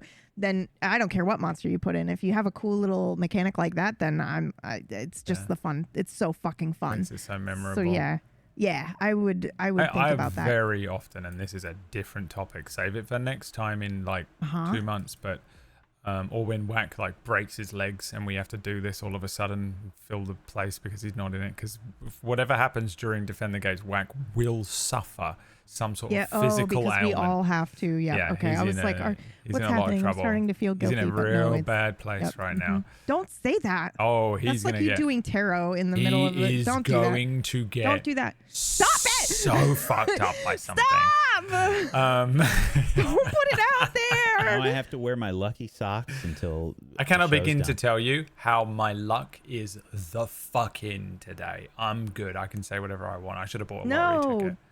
Hubris. Oh. Hubris. That brings it all the way back around. Good, Look at that. dude. Look Hey, at that. hey, That was fucking great. Now all we need is something to wreck your day. Good right now. No, I think I used it all. If anything, I have fully cursed whack. I used all my luck you seriously today. did, dude, and I could feel it. The entire thing. What are you doing? Trying to kill whack. I don't like him. I forgot what I was going to say. What was I saying? I have to pee. Show the trailer. My back's dying. All right. Everyone, I love you all so much. Thank you so much for coming out and watching the stream. Dying. And supporting the stream. She's gonna go and lay down in a circle of knives and do this. I have to lay on my stomach with a pillow. It's the most painful thing. Put knives around you when you do it tonight. Yeah, I will. I will. And I'll just be like, okay, yeah. Or do that. Has no idea what's in and referencing. Show the trailer. My back's dying. This week on Golden Girls. Circles. Yeah. Wow. I mean, go to bed, Muggles. Yeah. Thank you everyone for coming out and supporting the show. We very much appreciate you watching and enjoying all of the shows we do. This is how we are able to like keep doing it and keep paying for the assets and things. So we really appreciate everyone that supports us on this stream. Starting next week, next Friday, 7 p.m. UK time, 2 p.m. Eastern, whatever that is, any other time zones, is the beginning of Defend the Gates. It is Wax show, brand new show. We'll be on in this time slot. Me and PB are the players. We have one trailer available for you to go and watch, up on the YouTube or whatever. And the second one is going to play after Wax even says this.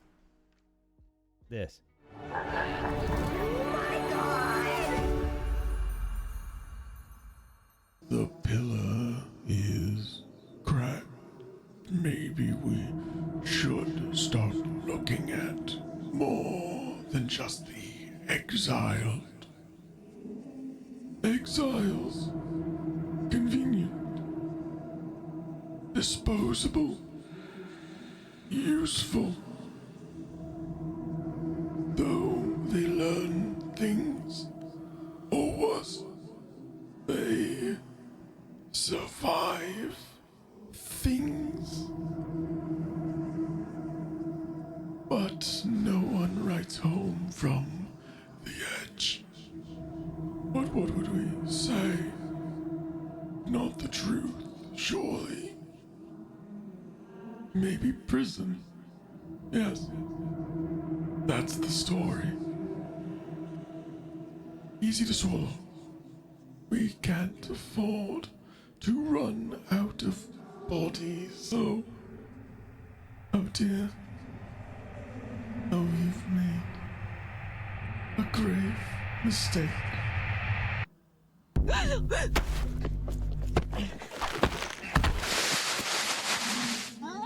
Someone's been reading your mind like an open book, sir. Shall I close the cover? Send them to the gates. No questions. Curiosity makes a fine escort to the edge.